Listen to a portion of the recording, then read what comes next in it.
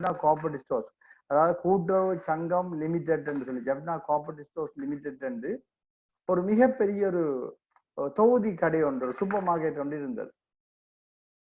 அதுல அந்த காலத்துல நாங்கள் சிறுவர்களாக இருந்த காலங்களிலே 60 65 கூட நாங்கள் வியந்து போட்டுற அளவுக்கு அங்க ஒரு பௌதிக் கடைகள், டெக்ஸ்டைல்ஸுக்கு புரியும்பா, மரத்துக்கு புரியும்பா, எரிபொருள், வாகன உபகரணங்கள், ஹார்ட்வேருக்கு புரியும்பா, சமையல் சாப்பாடு எழுதலுக்கு புரியும்பா, ஆடம்பர பொருட்களுக்கு புரியும்பா, அப்படி அந்த கடைக்குள்ளே ஒரு 2 மாடி கட்டணம் தான். 2 மாடி கட்டுறதுக்குள்ள நீ அழகாக எல்லாம் விரிச்சு வச்சு இதாம ஒரு கூட்டுறவு சிந்தனையோட கூடிய ஒரு கம்பெனியாக யாழ்ப்பாணத்தில் இருந்த கூட்டுறவில் ஆர்வம் கொண்டவர்களால் உருவாக்கப்பட்டு நடந்து கொண்டு வந்தது. அதுவும் அந்த 77ஆம் ஆண்டு 83ஆம் ஆண்டு யாழ்ப்பாண நகரம் எரிக்கப்பட்ட காலங்கள்ல அதுவும் எரிக்கப்பட்டு போயிடுச்சு. அதோட அந்த சங்கம் அப்படியே ஒட்டுமொத்தமாக காணாம இப்ப அந்த சங்கத்தினுடைய நிலத்துலதான் இந்த யாழ்ப்பாணத்துடைய காகில்ஸ் என்கின்ற அந்த சூப்பர் மார்க்கெட் 50 வருஷ குத்தகை அடிப்படையில் இந்த காணியை வேண்டி கட்டுறதை கட்டி நடத்துது. அது ஒரு பிரபல்யமான கூட்டுறவு நிறுவனம். அதோட நிரம்ப கிராமிய வங்கிகள், கிராமிய அபிவிருத்தி வங்கிகள் எல்லாம் இருந்தது. கிராமங்கள்ல அவசர கடன் கொடுக்கறதுக்கு மட்டும் இல்லாமல் நகை அடைய பிடிக்கிறது கூட அந்த காலத்துல நிரம்ப கூட்டுறவு இயக்கங்கள் இருந்தது. விவசாய கூட்டுறவு சங்கங்கள் இருந்தன. வெங்காயம் மற்ற விவசாயிகள் என்றதுக்கு கால்நடை உற்பத்தியாளர் கூட்டுறவு சங்கங்கள் இருந்தது. லிப்கோன்னு சரி, லைஃப் ஸ்டாக் டீலர்ஸ் அசோசியேஷன் இருந்தது. நிரம்ப கூட்டுறவு சங்கம், மீன்பிடி கடத்தொழிலாளர் கூட்டுறவு சங்கம் இருந்தது. எல்லா கடத்தொழிலாளர்களையும் பதிவு செய்து அவர்களுடைய நன்மைகளை பாதுகாக்கின்ற ஒரு இதாக இருந்தது. கூட்டுறவு ஒரு மிக வலுவான அமைப்பாக இருந்தது. ஆனால் தவிர்க்க முடியாம இலங்கையில 72 அல்லது அதுக்கு முற்பட்ட அந்த காலங்கள்ல மிகப்பெரிய பொருளாதார தடை, அதாவது இலங்கை முழுக்க ஒரு இறக்குமதி தடை ஒன்று ஏற்றுமதி மட்டும் உணவு பங்கீடு திட்டம் கொண்டு வந்த போது கூட்டுறவு இலங்கை அரசாங்கத்தினுடைய ஒரு விநியோக கையாளாக மாற வேண்டிய நிர்பந்தம் கொண்டு வந்த டிஸ்ட்ரிபியூஷன் மெக்கானிசமாக. எனவே கூட்டுறவு தன்னுடைய தனித்தன்மையை இல்லாமல் அந்த விநியோகிக்கின்ற ஒரு ஆமாக, டிஸ்ட்ரிபியூஷன் ஆமாக மாறின உடனே அதுக்கு பிறகு கூட்டுறவுடைய அடையாளம் பரவிச்சு. அளவுக்கு மீறி கூட்டுறவுக்குள்ள அரசியல் வந்துடுது. கட்சி அரசியல், ஆளுங்கட்சி அரசியல், எதிர்கட்சி அரசியல் எல்லாம் அதனால கூட்டுறவு மிக மோசமானது. அந்த 70கள்ல இலங்கை முழுக்க மிகப்பெரிய இறக்குமதி தடை இருந்த காலம். எல்லா பொருட்களுக்கும் உணவு பங்கீட்டு முறை இருந்தது. சாப்பாட்டு கடைகள்ல கூட கிழமையின் 7 நாட்களும் சோறு சமைச்சு விற்க முடியாது. 2 நாள் கட்டாயமாக பயறு சரிக்கட்டலாம், பயிர் சாப்பாடு கொடுக்க வேணும், ஒரு நாளைக்கு மரவள்ளி கிழங்கு சமைச்சு கொடுக்க வேணும், அப்படியெல்லாம் இருந்த காலம். அந்த காலகட்டங்களில் துணிகளுக்கு கூட, உடு துணிகளுக்கு கூட கஷ்டம் இருந்த காலத்தில் யாழ்ப்பாணத்தில் இருந்த பண்டத்தரப்பு பல்நோக்கு கூட்டுறவு சங்கமும் சங்கானையிலிருந்து சங்கானை பல்நோக்கு கூட்டுறவு சங்கம் இலங்கையின் முதன்மையான துணி உற்பத்தியாளராக இருந்தார்கள். டவுசர் மெட்டீரியலும் மேல் சட்டை ஷர்ட் மெட்டீரியலும் உற்பத்தி செய்து அதை இந்த இலங்கை முழுக்க கொடுக்கறதுக்கு, வழங்குறதுக்கு ஒரு முதன்மையான ஒரு விடயமாக அந்த கூட்டுறவு சங்கங்கள் இருந்தது. அதை விட கோண்டாவில் என்ற இடத்தில் யாழ்ப்பாண நல்லூருக்கு தொகுதியில் டெக்ஸ்டைல் வீவர்ஸ் கோஆபரேட்டிவ் சொசைட்டின்னு சொல்லிட்டு ஹேண்ட்லூம் அதில் செய்யற கோஆபரேட்டிவ் இருந்தது. இப்படி பல விதமான கூட்டுறவு இருந்தது. கூட்டுறவு பிறகு அந்த கூட்டுறவு தன்னுடைய தனித்தன்மை, அரசியல், ஊழல், அது இதெல்லாம் வந்துச்சு. அடுத்த கூட்டுறவுன்ற மிகப்பெரிய பலவீனம் அவருடைய சட்ட பலவீனம். அது 64ஆம் ஆண்டு சட்டங்கள் அந்த காலத்துல விதிக்கப்பட்ட சம்பள ஒழுங்குமுறையெல்லாம் இருக்குது. அந்த இப்ப இன்றைக்கு சாதாரணமாக ஒரு ஆள், ஒரு பட்டதாரிக்கோ இல்ல ஒரு ஆளுக்கு குறைஞ்சது 25,000 30,000 ரூபாய் கூட சம்பளத்துக்கு ஒரு ஆளை வேலையை பிடிக்கலாம். ஆனா கூட்டுறவுத்துறையை பொறுத்தவரை 20,000 ரூபாய்க்கு மேல சம்பளம் கொடுக்குறன்றது அங்க அனுமதிக்கப்படாத ஒரு விஷயம். அப்ப என்ன நடக்கிறதுன்னா, அப்ப ஒரு போதிய அளவு சம்பளம் கொடுக்க முடியாத ஒரு துறையில தரமான ஆட்களை, திறமையான ஆட்களை வேலைக்கு எடுக்க முடியாத ஒரு சூழல் இருக்கு. அப்ப அது என்னது, கூட்டுறவுத்துறை மிக மோசமான சிக்கலாக இருக்குது. அதனால கூட்டுறவுத்துறைன்றது மிகவும் மோசமான ஒரு சிக்கலுக்குள்ள மாட்டுப்பட்டு போயிருக்கு. அதன் காரணமாக கூட்டுறவுத்துறையில இப்ப இருக்கிற, முந்தைய ஒரு காலம் கூட்டுறவுத்துறையில இருக்கின்றது பெருமை மிக்க ஒரு விஷயம்.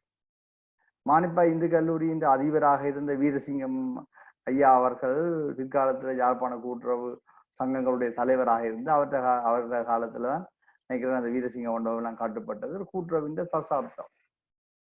அதே மாதிரி தெல்லிப்பளை கூட்டுறவு சங்கத்துல சிவமகாராயா இருந்தவர், ஒரு கட்டை பிரம்மச்சாரி. அவர் தன்னை முழுமையாக அர்ப்பணித்தவர். அப்படியெல்லாம் மிகவும் புகழ்பெற்ற கூட்டுறவாளர்கள்லாம் இருந்த இடத்துல இப்ப கூட்டுறவுத்துறைகளை காலடி வைக்கிறதுக்கு கனவேர் கூச்சப்படினோம். கூட்டுறவு சங்கங்களோட அங்கத்துவம் வைக்கிறதே தேவையில்லாத வேலை என்ற போலே. சில பேர் சில கூட்டுறவு சங்கங்கள்ல இங்க 29-30 வருஷங்களாக தலைவர்களாக இருந்து கொண்டு அந்த கூட்டுறவு சங்கத்தின முன்னேற்றத்தில் எந்த விதமான மாற்றத்தையும் கொன்ற முடியாத நிலைமையிலும் கூட இருக்கு. ஆனால் இப்பொழுது நாங்கள் அதை மாற்றுவதற்கான முயற்சியில நாங்கள் துவங்கி இருக்கிறோம். எங்களுடைய சவால்களில் ஒன்று, முதலாவது உதாரணத்துக்கு எடுத்துக்கொண்டால் விவசாய பொருட்கள். எங்களோட இந்த வீட்டு தோட்டங்கள் உணவு பற்றாக்குறை சம்பந்தமாக உடனடியான தீர்வாக இருந்தாலும் கூட எங்களோட விவசாயிகளை காப்பாற்றுவது மிக முக்கியமான ஒரு தெரிவு எங்களுக்கு. ஏனென்றால் விவசாயி மட்டும்தான் உணவு உற்பத்தி செய்கிறவன். அவன் மிக கடினமான சவால்களை எதிர்கொள்கிறான். ஒன்று, வடமானத்திலேயோ கிழக்கு மாநிலத்திலேயோ இலங்கையிலேயோ நாங்கள் செய்கிற விவசாயம் பருவகால விவசாயம். ஒவ்வொரு குறிப்பிட்ட பருவகாலத்துக்கு மட்டும்தான் நாங்கள் விவசாயங்களை செய்கிறோம். எனவே இந்த பருவகாலத்தில் விவசாயம் செய்து வரும்போது என்ன நடக்குன்னு சொன்னால், இந்த பருவகாலத்து விவசாயம் ஒரு கூடிய விளைச்சலை கொண்டு வர நேரத்துல இந்த தரகர்களும் வியாபாரிகளும் போய் மிக குறைந்த காசுக்கு அந்த விவசாய முடிவு பொருட்களை பறிச்சு கொண்டு போவான், காசு எறிஞ்சு பண்ணி கொண்டு போவான். அப்போ உற்பத்தி செலவிலும் பார்க்க மிக குறைஞ்ச அளவுக விலையில விவசாய பொருட்களை விற்க வேண்டிய நிலைமைக்கு விவசாயி இருக்கிறான். ஏன்னா அதுக்கு ஒன்று காரணம், அவன் விவசாயம் செய்யறதுக்கு ஏற்கனவே கடன் பட்டிருப்பான், அந்த கடன் அடைக்க வேணும். ரெண்டாவது பிரச்சனை, எங்கிட்ட விவசாய பொருட்களை பாதுகாத்து வைக்கிறதுக்கான களஞ்சியங்கள், பொருத்தமான களஞ்சியங்கள்னு சொல்லி அது மிக மிக குறைவு. அப்ப விளைபொருட்களை பாதுகாத்து சேர்த்து வைக்கிறதுன்றது மிக சவாலான விஷயம். எனவே பாதுகாத்து சேகரித்து வைத்து நட்டப்படுவதை விட கிடைச்ச உடனே அறுவடை செய்து அப்படியே வித்து விட்டால் காணும் என்ற ஒரு மனோபாவம் விவசாயிகிட்டே இருக்க, விவசாயி என்ன செய்வான், உடனே குறைஞ்ச விலையிலேயே கொடுத்துருவான். கடைசி கை நட்டம் இல்லாமல் சாப்பாட்டுக்கு வந்தா காணும். இதன் காரணமாக விவசாயம் என்றது ஒரு கவர்ச்சிகரம் இல்லாத ஒரு தொழிலாக மாறி. எனவே விவசாயத்தை ஒரு பேருக்கு மட்டும் பெருமைக்கு மட்டும் செய்து கொண்டு தங்கட பிள்ளைகளை எல்லாம் ஒரு அரசாங்கத்துறை உத்தியோகங்களுக்காக இல்ல உயர்கல்விக்காக கொண்டு வர ஒரு இதோட மரபு தான் இப்ப வந்து கொண்டிருக்கு. விவசாயிகள் இதுல இருந்து வெளியேறி கொண்டிருக்காங்க. ஏனென்றால் எங்களுடைய விவசாயத்துறையில விவசாயிகள் இது ஒரு லாபகரமான ஒரு பயனுள்ள கண்ணியமிக்க ஒரு தொழிலாக கருதுறதுக்கு விவசாயத்துல ஒரு பொருளாதார லாபம் தரக்கூடிய துறையாகவும் மாற வேண்டும். அப்படி மாற வேண்டும் என்று சொன்னா அதுக்கான முனைப்புகள் செய்யறதுக்கு என்ன செய்ய என்றால், நாங்கள் விவசாயத்துறைக்கு சந்தைப்படுத்தல் வாய்ப்புகளையும் ஏனைய விஷயங்களையும் வலுவூட்ட வேண்டும். இலங்கையில விவசாய திணைக்களம், கமத்தொழில் சேவை திணைக்களம், நீர்ப்பாசன திணைக்களம் போன்ற திணைக்களங்கள் எல்லாம் மிகப்பெரிய திணைக்களங்கள் இருக்குது இந்த விவசாயத்தை ஊக்குவிக்கிறது. ஆனாலும் அவர்கள் பரப்பளவில் எவ்வளவு நெல் விளைகிறது, பரப்பளவில் எவ்வளவு கத்திரிக்காய் முளைக்கிறது என்று தரவுகள் சேகரிக்கிறார்களே தவிர அவர்களால் இந்த விவசாயிகளை தக்க வைக்கிறதுக்கான முயற்சிகள் எதுவுமே செய்யப்பட முடியவில்லை.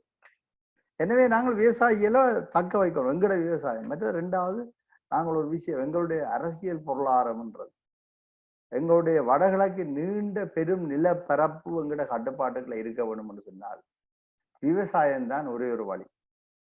ஏனென்று சொன்னால் ஒரு தொழிற்சாலையை போட்டோம்னால் 1000 பேருக்கு வேலை கொடுக்கலாம். ஆனா அந்த 1000 பேருக்கு வேலை கொடுக்குறாங்க ஒரு ஏக்கரில் போடுகிற தொழிற்சாலை காணும். மீன்பிடித்துறையை வளர்த்தவென்றால் 1000-10,000 போட்டை கொண்டு வரலாம். அது கடலுக்குள்ளதான் போகும், நிலத்துல இல்லை. நிலத்தை கட்டுப்படுத்துறது யாரு? நிலத்தை கட்டுப்படுத்துறதுக்கான வாய்ப்பு குடியிருக்கிறவன் தவிர்ந்த வேறு யாருக்கு இருக்கின்றால் விவசாயிக்கு மட்டும்தான் இருக்கு. விவசாயியும் கால்நடை வளர்ப்பாளன் மட்டும்தான் நிலத்தை கட்டுப்படுத்தவும் நிலத்தை பெரிய அளவில் உரிமைப்படுத்தவும் சாத்தியமானவன். எங்களுடைய கால்நடை வளர்ப்பு ஒரு முக்கியமான விஷயம். ஆனாலும் எங்களுடைய வடகிழக்கு பிரதேசங்கள்ல கால்நடை வளர்ப்புக்கான மேய்ச்சல் தரையை இதுவரையும் அரசாங்கம் சும்மா பேரளவில் குறிப்பிட்டிருக்கே தவிர பேரடனப்படுத்தி தரையில்லை. தந்தா அது விவசாயிகளோட கட்டுப்பாட்டுக்கு போயிட்டு கொண்ட பிரச்சனை ஒன்று. எனவே மேய்ச்சல் தரை இல்லாமலே நாங்கள் பல ஆயிரக்கணக்கான மாடுகளை எங்களோட விவசாயியை வளர்த்து கொண்டிருக்கிறோம், கால்நடை வளர்ப்பாளர். அப்ப எங்களோட நீண்ட பெரும் நிலப்பரப்பை நாங்கள் வளப்படுத்தி கட்டுப்படுத்த வேண்டும் என்று சொன்னால் அதுக்கு நிச்சயமாக விவசாயம் தான் ஒரு தந்திரோபாயமான துறை. விவசாயத்தை நாங்கள் விரிவாக்க வேணும். அதை ஒரு விவசாயி நெல்லிச்சியை வலிக்கிட்டாண்டால் 5 ஏக்கர் பக்கம் 25 ஏக்கர் வரையும் செய்வான். ஏன்னா 25 ஏக்கர் அவன் கட்டுப்பாட்டுக்குள்ள வரும். அப்படி தொடர்ந்து நிரம்ப பேர் விவசாயம் செய்ய வலிக்கிட்டால் நிச்சயமாக நிரம்ப நிலங்கள் மக்களுடைய பயன்பாட்டுக்குள்ள எங்களுடைய பயன்பாட்டு கட்டுப்பாட்டுக்குள்ள வரும்போது அது மிகவும் சாதகமான ஒரு நிலைமையை எங்களுக்கு வச்சுக்கொள்ளும். அப்படி இல்லாமல் நாங்கள் அதையெல்லாம் கட்டுப்படுத்தாமல் வச்சுக்கொண்டு காணி வேணும் சொல்றதுக்கு எந்த அர்த்தமும் இல்லை. அப்ப அந்த வகையில் விவசாயம் முக்கியமானது. விவசாயத்தின் முக்கியமான பிரச்சனைகள் ஒன்று சந்தைப்படுத்தல். சந்தைப்படுத்தல் என்பது இப்ப எங்கள்கிட்ட எல்லா புள்ளிவரம் இருக்கு. கமத்தொழில் சேவை திணைக்களத்திடமும் விவசாய திணைக்களத்திடம் ரொம்ப புள்ளிவரங்கள் இருக்குது. எவ்வளவு நிலத்துல இந்த விவசாயத்தை எப்ப செய்ய போகிறார்கள், இவ்வளவு விளைவு வரும் எல்லாம் இருக்குது. அரசாங்கம் கூட உத்தரவாத விலை திட்டங்களை நெல் போன்ற விஷயங்களுக்கு வைத்திருக்குது. ஆனாலும் என்ன நடக்க சொன்னாலும் அடுத்த கட்டம் விவசாயத்தை செய்து அறுவடை செய்கின்ற நிலைமையில அதை அடுத்த கட்டத்துக்கு கொண்டு போவது யாருன்றதுல ஒரு மிகப்பெரிய கேள்வி இருக்குது. விவசாயத்தினகம் சொல்லுது அறுவடை செய்யும் வரையும் தான் நாங்கள் வழிகாட்டையிலும் ஆலோசனை கொடுக்கலும். அதுக்கு அங்கால எங்களோட பிரச்சனை எங்களுக்கு சம்பந்தம் இல்லை, அது அங்கால கைத்தொழில். எனவே அது வேற யாரும் பார்க்க வேணும். அப்ப யாரு பார்க்கறது? எங்களுக்கான நிறுவனங்கள் சரியான குறைவு, எங்களோட வர்த்தக நிறுவனங்கள் அதை எல்லாம். எங்களுடைய விவசாய பொருட்களை நாங்கள் மிகை மதிப்பூட்டி பதனிட்டு சந்தையில அதிக கூடிய வருமானத்தை பெற்றுக்கொள்ளக்கூடிய வழிகள் இருக்காண்டா அதில் ஈடுபடுறது சரியான குறைவு. உதாரணத்துக்கு நான் சொல்லுவேன், போனமைன்னு சொன்னான். நான் என்னன்றதுனால இப்ப எங்களுடைய வன்னியின் பெருநில பரப்புன்னு சொல்லுகின்ற கிளிநொச்சி, மன்னார், முல்லைத்தீவு, வவுனியா மாவட்டங்கள்ல கணிசமான அளவு கால்நடைகள் வளர்க்கப்பட்டு நாளாந்தம் அதிக அளவு பால் கறக்கப்படுகிறது, பசுப்பால்.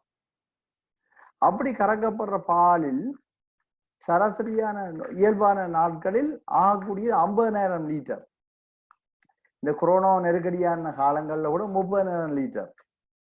தேசிய பால் மா உற்பத்தியாளர் கம்பெனியான மில்கோ, நெஸ்லே அதுகளுக்கு என்ன நடக்கும், கிளிநொச்சியில இருந்தும் மன்னார், முல்லைத்தீவில இருந்து போய்கொண்டிருக்கு, டெய்லி போய்கொண்டே இருக்கு. ஆனா கிளிநொச்சியில போய் நாங்கள் கேட்டோம்னு சொன்னா கிளிநொச்சியில ஒரு கடையில கடைசிறையும் பால் இருக்காது. அங்க போய் பால் தேர்தண்ணி கேட்டால் அவர் ஆங்கர்ல லக்ஸ்பிரே தான் பால் போட்டு கொண்டு வருவார், தேர்தண்ணி போட்டு கொண்டு வருவார். ஏன்னு சொன்னா சில பால் எடுக்க இயலாது, பால் எல்லாம் ஏத்துறோம்னு சொல்லி ஒரு போத்தல் 1 லிட்டர் பால் 65 ரூபா அப்படி அந்த கம்பெனி வாங்கி கொண்டு போகும். இலங்கையில வறுமை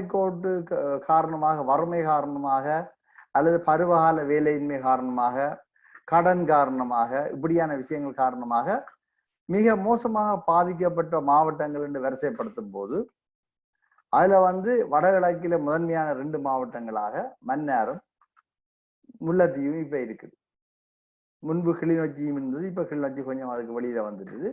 ஆனா முல்லைத்தீவையும் மன்னாரையும் தான் இலங்கையின் அதிகூடிய வல்னரபிள் டிஸ்ட்ரிக்ட், அதாவது வறுமையால பாதிக்கப்படுற, பருவகால வேலையின்மையால பாதிக்கப்படுற, பருவகால கடன் சுமையால பாதிக்கப்படுற மாவட்டங்களாக வடக்கில சொல்லியிருக்கிறாங்க. அதே போல கிழக்கில மட்டக்களப்பு மாவட்டத்தை சொல்லியிருக்கிறார்கள், தெற்கில மொன்றாகல் என்ற ஒரு மாவட்டத்தை சொல்லியிருக்கிறார்கள்.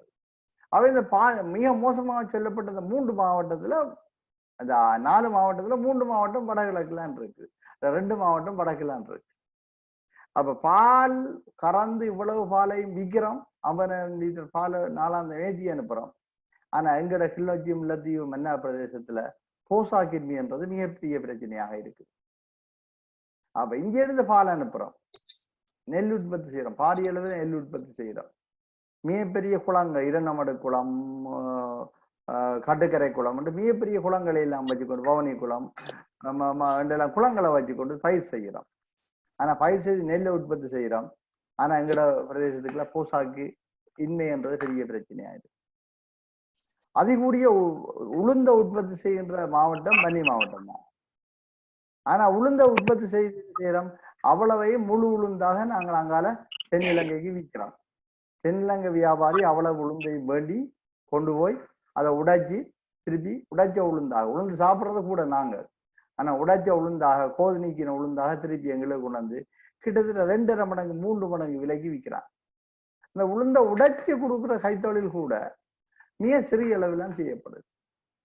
இப்படி ஒவ்வொரு விடயங்களையும் பார்த்தோம்னு சொன்னால் என்ன நடக்கணும்னு சொன்னால் இந்த வேல்யூ அடிஷன் என்று சொல்லுகின்ற மிகை மதிப்பூட்டல் என்கின்ற விஷயம் சந்தைப்படுத்துகின்ற 2 பொறிமுறைக்கு எங்களுடைய நிறுவனங்கள் போதாது. இப்பொழுதுதான் கடந்த 3-4 வருடங்களாகத்தான் வெளிநாடுகளில் இருந்து புலம்பெயர்ந்து போயிட்டு திருப்பி மீண்டு வந்த சில நண்பர்கள் தனித்தனியாக செய்த முயற்சிகளால் சிறிய அளவில் இந்த விஷயங்கள் துவங்குது. ஆனா இப்பொழுது அந்த சந்தைப்படுத்தல் விடயத்தில் கூட்டுறவுத்துறை முக்கியமான அக்கறையை கொள்றதாக முன்வந்துள்ளது. கூட்டுறவுத்துறை ஊடாகத்தான் இந்த விவசாயியுடைய பொருட்களை நாங்கள் கொள்வனவு செய்து அதுக்கு கொடுக்க வேண்டும் என்று. ஒரு தனியார் கொள்வனவு செய்கிறதுக்கும் கூட்டுறவுத்துறை கொள்வனவு செய்யறதுக்கும் வித்தியாசம் இருக்கு. தனியார் கொள்வனவு செய்ய மலிவு தான் அவருடைய கோட்பாடா இருக்கு. குறைஞ்ச விலையில் உற்பத்தியான பொருட்களை வாங்குறது. ஆனா கூட்டுறவுத்துறை அவ்வாறு செய்ய இயலாது. குறைஞ்ச விலையில வாங்கி விவசாயியை நட்டப்படுறதாக இருக்க இயலாது. எனவே கூட்டுறவுத்துறை விவசாயியிடம் பொருட்களை கொள்வனவு செய்வதாக இருந்தால் விவசாயி தன்னுடைய உற்பத்தி செலவையும் தனக்குரிய நியாயமான லாபத்தையும் பெறக்கூடிய ஒரு விலை மட்டத்தை தீர்மானித்து அந்த விலையில் தான் கூட்டுறவுத்துறை கொள்வனவு செய்ய வேண்டும். அப்படின்னா தான் விவசாயி தாக்கு பிடிப்பான். எங்கட நோக்கம் உணவு உற்பத்தி மட்டும் இல்லை, விவசாயியை காப்பாற்ற வேணும். விவசாயியை காப்பாற்ற மூலம் எங்களுடைய உணவு பாதுகாப்பு, உணவு உற்பத்தி, அதே வேளையில் எங்களுடைய நிலத்தினுடைய பயன்பாட்டினுடைய உரிமை எல்லாத்தையும் காப்பாற்ற வேண்டும் என்றால் விவசாயிகள் அதிக அளவில் விவசாயம் செய்ய வேணும். எனவே அவனுக்கு நியாயமான லாபம் கிடைக்க வேண்டும். எனவே லாபம் கிடைக்க வேண்டும் என்றால் அவனுடைய உற்பத்தி செலவு பிளஸ் சக அவனுக்குரிய நியாயமான லாபம், அந்த ரெண்டையும் சேர்த்து கணிப்படுற ஒரு விலையை நாங்கள் தீர்மானித்து அதற்குத்தான் நாங்கள் என்ன செய்ய வேணும்னு சொன்னால் அந்த பொருளை அவனிடம் வாங்க வேணும். வாங்கி அதை நாங்கள் என்ன செய்யணும், அவனை கூட காசு கொடுத்து வாங்கினோம்னு சொன்னால் கட்டாயமாக அந்த பொருளை அப்படியே கொண்டு ரோ ப்ராடக்ட் அப்படியே டிரெக்டா நேரடியாக ப்ரோசஸ் பண்ணாமல் விற்றால் நாங்கள் நட்டப்பட வேண்டி வரும். எனவே என்ன செய்ய வேணும்னு சொன்னால் நிச்சயமாக வேல்யூவேட் பண்ண வேணும், ப்ரோசஸ் பண்ண வேணும். ப்ரோசஸ் பண்ணோம்னு சொன்னால் பிறகு கூட விலைக்கு சந்தையை கொடுக்க நாங்களும் நட்டப்பட மாட்டோம், எங்களுடைய விவசாயிக்கும் கொடுக்க வேணும். எனவே இன்றைய கூட்டுறவுத்துறை இந்த விஷயத்துல கொஞ்சம் சீரியஸாக நாங்கள் கடுமையாக யோசிக்க துவங்கி இருக்கிறோம். அதை என்னென்னு செய்யறேன்னு சொல்லி போட்டு இப்ப அதுக்கான முன்முயற்சிகள் ஆரம்ப வேலைகள் நடந்து கொண்டிருக்குது. விவசாயிகளுடைய பொருட்களை சந்தைப்படுத்த செய்யறதுக்கும் அதில் எடுத்து அதை ஒரு வேல்யூ அடிஷன் செய்யறதுக்கான ஆரம்ப முயற்சிகள் பல சிறிய அளவில் துவங்கி இருக்குது. நான் நினைக்கிறேன் அந்த விஷயம் மிக வேகமாக டேக் ஓவர் பண்ணப்படும், அதாவது முன்னெடுக்கப்படும் என்றதுல நம்பிக்கை இருக்கு. ஆனா அதுக்கு என்னன்னா கூட்டுறவுத்துறையை வலுவாக்கணும். நீங்க உங்களுடைய குடும்ப நண்பர்கள் இங்குள்ளவர்களையும் உங்களுடைய இளையவர்களையும் உங்கள் நண்பர்களையும் ஊக்குவீங்கள் கூட்டுறவு சங்கங்களில் அங்கத்தவர்களாக சொல்லி. கூட்டுறவு சங்கங்கள் அங்கத்தவர்கள் ஆகிறது மூலம் தான் அந்த கூட்டுறவு சங்கத்துக்குள்ள இருக்கின்ற அந்த பழைய மாற்ற முடியாத தலைமைகளுடைய போக்குகளை மாற்றலாம், அல்ல தலைமைகளை மாற்றலாம். மாற்றி ஒரு நவீன சிந்தனை கொண்ட கூட்டுறவுத்துறையாக அதை மாற்ற முடியும். அதுக்காக வேண்டியாவது கூட்டுறவுத்துறைக்குள்ள நாங்கள் அங்கத்தவர்களை கூட்ட வேண்டியது இருக்குது. இது ஒரு மிக முக்கியமான கூட்டுறவுத்துறைக்கு நிரம்ப நவீனத்தை கொண்டு வர வேண்டியது. கூட்டுறவு இந்த விவசாயத்துக்குள்ளே இவங்களுடைய பொருளாதாரத்திலே கூட்டுறவு ஒரு மிக முக்கியமான ஒரு விடயமாக இருக்கு. இதுதான் நீங்கள் கேட்ட அந்த கேள்விக்கு ஒரு பொருத்தமான விடையா இருக்கும்னு நான் நினைக்கிறேன். அதே வேளையில இன்னைக்கு இதுக்கு முன்னுக்கு இருந்த கவர்னர் ஆளுநர் வடமாநிலத்தின் ஆளுநருடைய முயற்சியோட ஒரு கிராமிய வங்கியுடைய சமாஜம் ஒன்றை உருவாக்கி கூட்டுறவின் காசை கொண்டு கூட்டுறவு துறைக்குள்ள இதுவரை நலிந்து போயிருந்த கைத்தொழில்களை திருப்பி மீளமைக்கின்ற ஒரு முயற்சி போய்கொண்டிருக்குது. அதுவும் ஒரு கணிசமான அளவு ஒரு முன்னேற்றம் அடைந்து கொண்டிருக்குது. இங்குள்ள இளைஞர்கள் கொஞ்சம் தொழில்நுட்பம் சார்ந்த இதுல ஆர்வம் உள்ள இளைஞர்கள் இணைஞ்சு சிலருடைய வழிகாட்டல்ல டெக் சிலோன் என்று சொல்லிட்டு ஒரு சிறிய அமைப்பை வச்சிருக்கிறான். அவர்கள் இந்த கூட்டுறவுத்துறையினருக்கு அந்த கூட்டுறவு வங்கிகளுக்கு திட்டங்களை எப்படி தயாரிப்பது, அந்த திட்டங்களை அமல்படுத்துறதுக்கான தொழில்நுட்பத்தை எப்படி பெற்றுக்கொள்கின்றது, அப்படியான விஷயங்கள்ல வழிகாட்டி கொண்டிருக்கணும். அப்படியான விஷயங்களும் கூட நல்ல விஷயம் நகர்ந்து கொண்டு இருக்குது. எனவே கூட்டுறவு ஒரு மிக முக்கியமான ஏன்னா எங்களுடைய நிறுவனம் கூட்டுறவுத்துறைக்கால மட்டும்தான் நாங்கள் என்ன செய்யலாம்னு சொன்னால் எங்களுடைய பொருளாதாரத்தை ஒரு வலுவான பொருளாதாரத்தை கொண்டு வரலாம். ஏனென்றால் நாங்கள் என்னதான் சொன்னாலும் கூட பெரிய கம்பெனிகள்ல வேலை செய்ய ஆர்வம் இருக்கும். நாங்கள் கம்பெனிகள் நடத்துறதுல மிக குறைவான ஆர்வம் உள்ளாகத்தான் இருக்கலாம். ஆனா எங்களுக்கு ரொம்ப கம்பெனிகள் உருவாக்கப்பட வேணும். ஆனா இன்னும் அந்த அதுக்குரிய அந்த மெச்சூரிட்டியை நீங்கள் தான் புலம்பெயர் சமூகம் தான் கொண்டு வர வேணும். பேசுங்க, நீங்க தான் கதைக்கணும், கேளுங்க. யாருக்கும் இது क्वेश्चन இருந்தா கேளுங்க. நான் சீவன் கதைக்கிறேன். இந்த அங்க வந்து இந்த காணிகள் எடுத்து விவசாயத்தை செய்யறதை பற்றி முதல்ல நான் கூட்டுறவுக்கு வர்றதுக்கு முதல்ல நீங்க முயற்சி கொண்டு வந்தீங்க. அந்த விஷயங்கள்ல ஏதாவது ஒரு தொழில வந்து ஒரு ஏதோ ஒரு விவசாயத்தை செய்ய வர நேரத்துல காணியை நாங்க எங்கட தமிழ் மக்கள்ல வச்சு கொள்ளலாம் அப்படின்னு எல்லாம் சொல்லி கொண்டு வந்தீங்க. இப்ப அந்த அங்க வந்து விவசாயம் செய்யறதுக்கு காணி எடுக்கிறதையே கொஞ்சம் கஷ்டமா நிலைமை மாதிரி தெரிஞ்சுது. நான் எதை சொல்றேன்னா மட்டக்களப்புக்கு வந்து அங்க ஒரு விவசாய காணியை வாங்குறேன்டாலே அது கொஞ்சம் கஷ்டமா தான் இருக்குது காணியை கண்டுபிடிக்கிறது. காணியே இல்லையோன்ற மாதிரி ஒரு இது எனக்கு பட்டுச்சுது. ஆனா அதுக்கு எதுவும் வழி இருக்கா நீங்க சொன்னீங்கன்னா எனக்கு உதவியா இருக்கும். அது அடுத்தது நான் நினைக்கிறேன் காணி காணியின் உரிமை, காணியின் வாங்குதல் விற்றல் அல்ல காணியின் பயன்பாடு சம்பந்தமாக கணக்க நெளிவு சுழிவுகள் அல்லது கணக்க வழியில பேசப்படாத விடயங்கள் எல்லாம் இருக்குது. மட்டக்களப்புடைய பெருநில பரப்பு, அதாவது படுவான்கரை என்று சொல்லுகின்ற மேற்குக்கரை பிரதேசம் மிகப்பெரிய பிரதேசம். அந்த காலத்துல உங்களுக்கு தெரியும், அந்த காலத்துல மட்டக்களப்புல போடிமேர் தான் மிகப்பெரிய காணிக்காரரை சொல்றது போடிமேர். ஒவ்வொரு போடிமேரும் 50 ஏக்கர் 100 ஏக்கர் என்று வைத்திருந்தவர்கள். அந்த நில சீர்திருத்த திட்டம் 52ஆம் ஆண்டு கொண்டு வந்த பிறகு ஒரு ஆளால் ஆகக்கூடியது 50 ஏக்கர் தான் வச்சிருக்கலும் இலங்கை சட்டப்படி. அப்படி 50 ஏக்கர் 45 ஏக்கர் ரெண்டு வச்சு தோட்டம் செய்த போடிமேர் எல்லாரும் இருந்தவை. திருவண்ணாமலையிலையும் அப்படித்தான் கம்பலாகமம் போன்ற பிரதேசங்கள், மூதூர் பிரதேசங்கள் எல்லாம் பெருமளவு நிலங்கள் அப்படி வச்சிருந்தார்கள். ஆனா பிறகு இந்த விவசாயம் ஒரு தோல்விக்குரிய துறை மாதிரி தெரிஞ்சவோட பிறகு இந்த போடிமார்கள் என்ன செய்தார்கள், தங்களுடைய காணிகளை வித்து போட்டு அந்த காணிகளை 25 ஏக்கர் காணி தோட்டத்தை வித்து போட்டு யாருக்காவது அப்படியே நகரத்துக்குள்ள வந்து நகரத்துக்குள்ள மட்டக்களப்புல மண்முனைக்குள்ள அல்லது கோட்டமுனை புளியந்தீவுக்குள்ள அல்லது எங்கேயாவது சின்ன காணி ஒன்ற வேண்டி ஒரு 2 வரப்பு 3 வரப்பு காணியை வேண்டி அங்கே ஒரு நல்ல அழகான வீட்டை கட்டி பிள்ளைகளை சென்ட் மைக்கேல்ஸ்லையும் அல்லது வேற லீடிங் ஸ்கூல் கான்வென்ட்லையும் படிப்பிச்சு எப்படி டாக்டர் ஆக்கலாம், இன்ஜினியர் ஆக்கலாம், அரசாங்க உத்தியோகத்தர் ஆக்கலாம் என்று சொல்லி ஒரு நிலைக்குள்ள நிர்பந்தத்துக்குள்ள தள்ளப்பட்டாங்க. அதனாலேயே கணக்கு இன்றைக்கு நாங்க பார்த்தோம்னா கணக்க பொடிமையாருடைய பிள்ளைகள் வந்து இந்த வயல் செய்யறதே இல்லை. இல்லாட்டியாவது பார்ட் டைம் விவசாயிகளை தான் இருக்கிறோம். ஏற்கனவே ஒரு வாத்தியாரா இருப்பார், இல்லை அரசாங்க உத்தியோகத்தரா இருப்பார், அங்க பார்ட் டைமா போய் விவசாயம் செய்வார். அப்ப எனக்கு அங்க விவசாயம் இல்லை, முழுமையான இதுவும் இல்லை. அப்ப இவர் போய் எப்பயா பார்த்துட்டு 4 பேரை வேளாண்மைக்காரன் வச்சு அவனை வச்சு வேலை வாங்குறன்றதான் இருக்குது. அப்ப அங்க அந்த வேளாண்மை செய்யற நிலத்தின் அளவுகளும் குறைஞ்சு ஒண்ணு வந்துட்டு ஏமான இடங்கள் தரசி நிலங்களாக போயிட்டு. மற்றது கிழக்கு மாகாணத்துல காணியில உரிமை கைமாற்றம் நடத்துறதுல வந்து இனங்களுக்கிடையில போட்டி இருக்கு. வெளியில சொல்லப்படாதான் கடுமையான போட்டி ஒன்று அது மட்டக்களப்பு திருவண்ணாமலை மாவட்டங்கள்ல இருக்குது. அப்படியான போட்டி காரணமாக நடக்கிறதுனா யாரு கூட காணியில வாங்குறன்றதுல சில வேளையில சில எங்களுடைய சகோதர இனம் வந்து தன்னை மிக தெளிவாக கட்டமைத்து கொண்டிருக்கிறது. எப்படி காணியிலே வாங்கலாம்ன்றது நாங்கள் அந்த இடத்துல நாங்கள் எங்கள்கிட்ட ஒரு ஒழுங்கான கட்டமைப்பு இல்லை. எனக்கு தெரிய நான் கேள்விப்பட்ட விஷயங்கள்ல கூட இருந்தால் சில வேளையில அந்த இடத்துல இருக்கிற மக்கள் எல்லாம் யோசிப்பாங்க, எங்கட பிரதேசத்துல காணிகள் முழுக்க எங்கட கட்டுப்பாட்டுக்குள்ள இருந்தா தான் நாங்கள் சமூகமாக வாழலாம் என்று. ஆனா சில அந்த அவைகளுக்கு தெரியாமலே அங்க ஒரு காணிய யாரோ ஒரு ஆள் எடுத்து யாரோட தரக்கூடாக எந்த ஒரு ஆளுக்கு வித்திருப்பேன். வித்திருந்தா வித்த பிறகுதான் தெரியும் அது அப்படியே பிரச்சனை போயிருக்கும். என்னன்னா கூட காசு, இந்த வறுமை இயலாமை மட்டுமில்லை, சில வழியில கூட விலைக்கு வித்தா கொஞ்சம் காசு கூட கிடைக்கும்ன்ற பேராசையும் கூட இந்த காணி இழப்பு காணி இதுக்கு காரணமாக அமையும். அப்ப காணியல் இல்லையென்று இல்லை, ஆனா அந்த காணியலை பராமரித்து செய்யறதுக்கு வந்து சிக்கலா இருக்குது.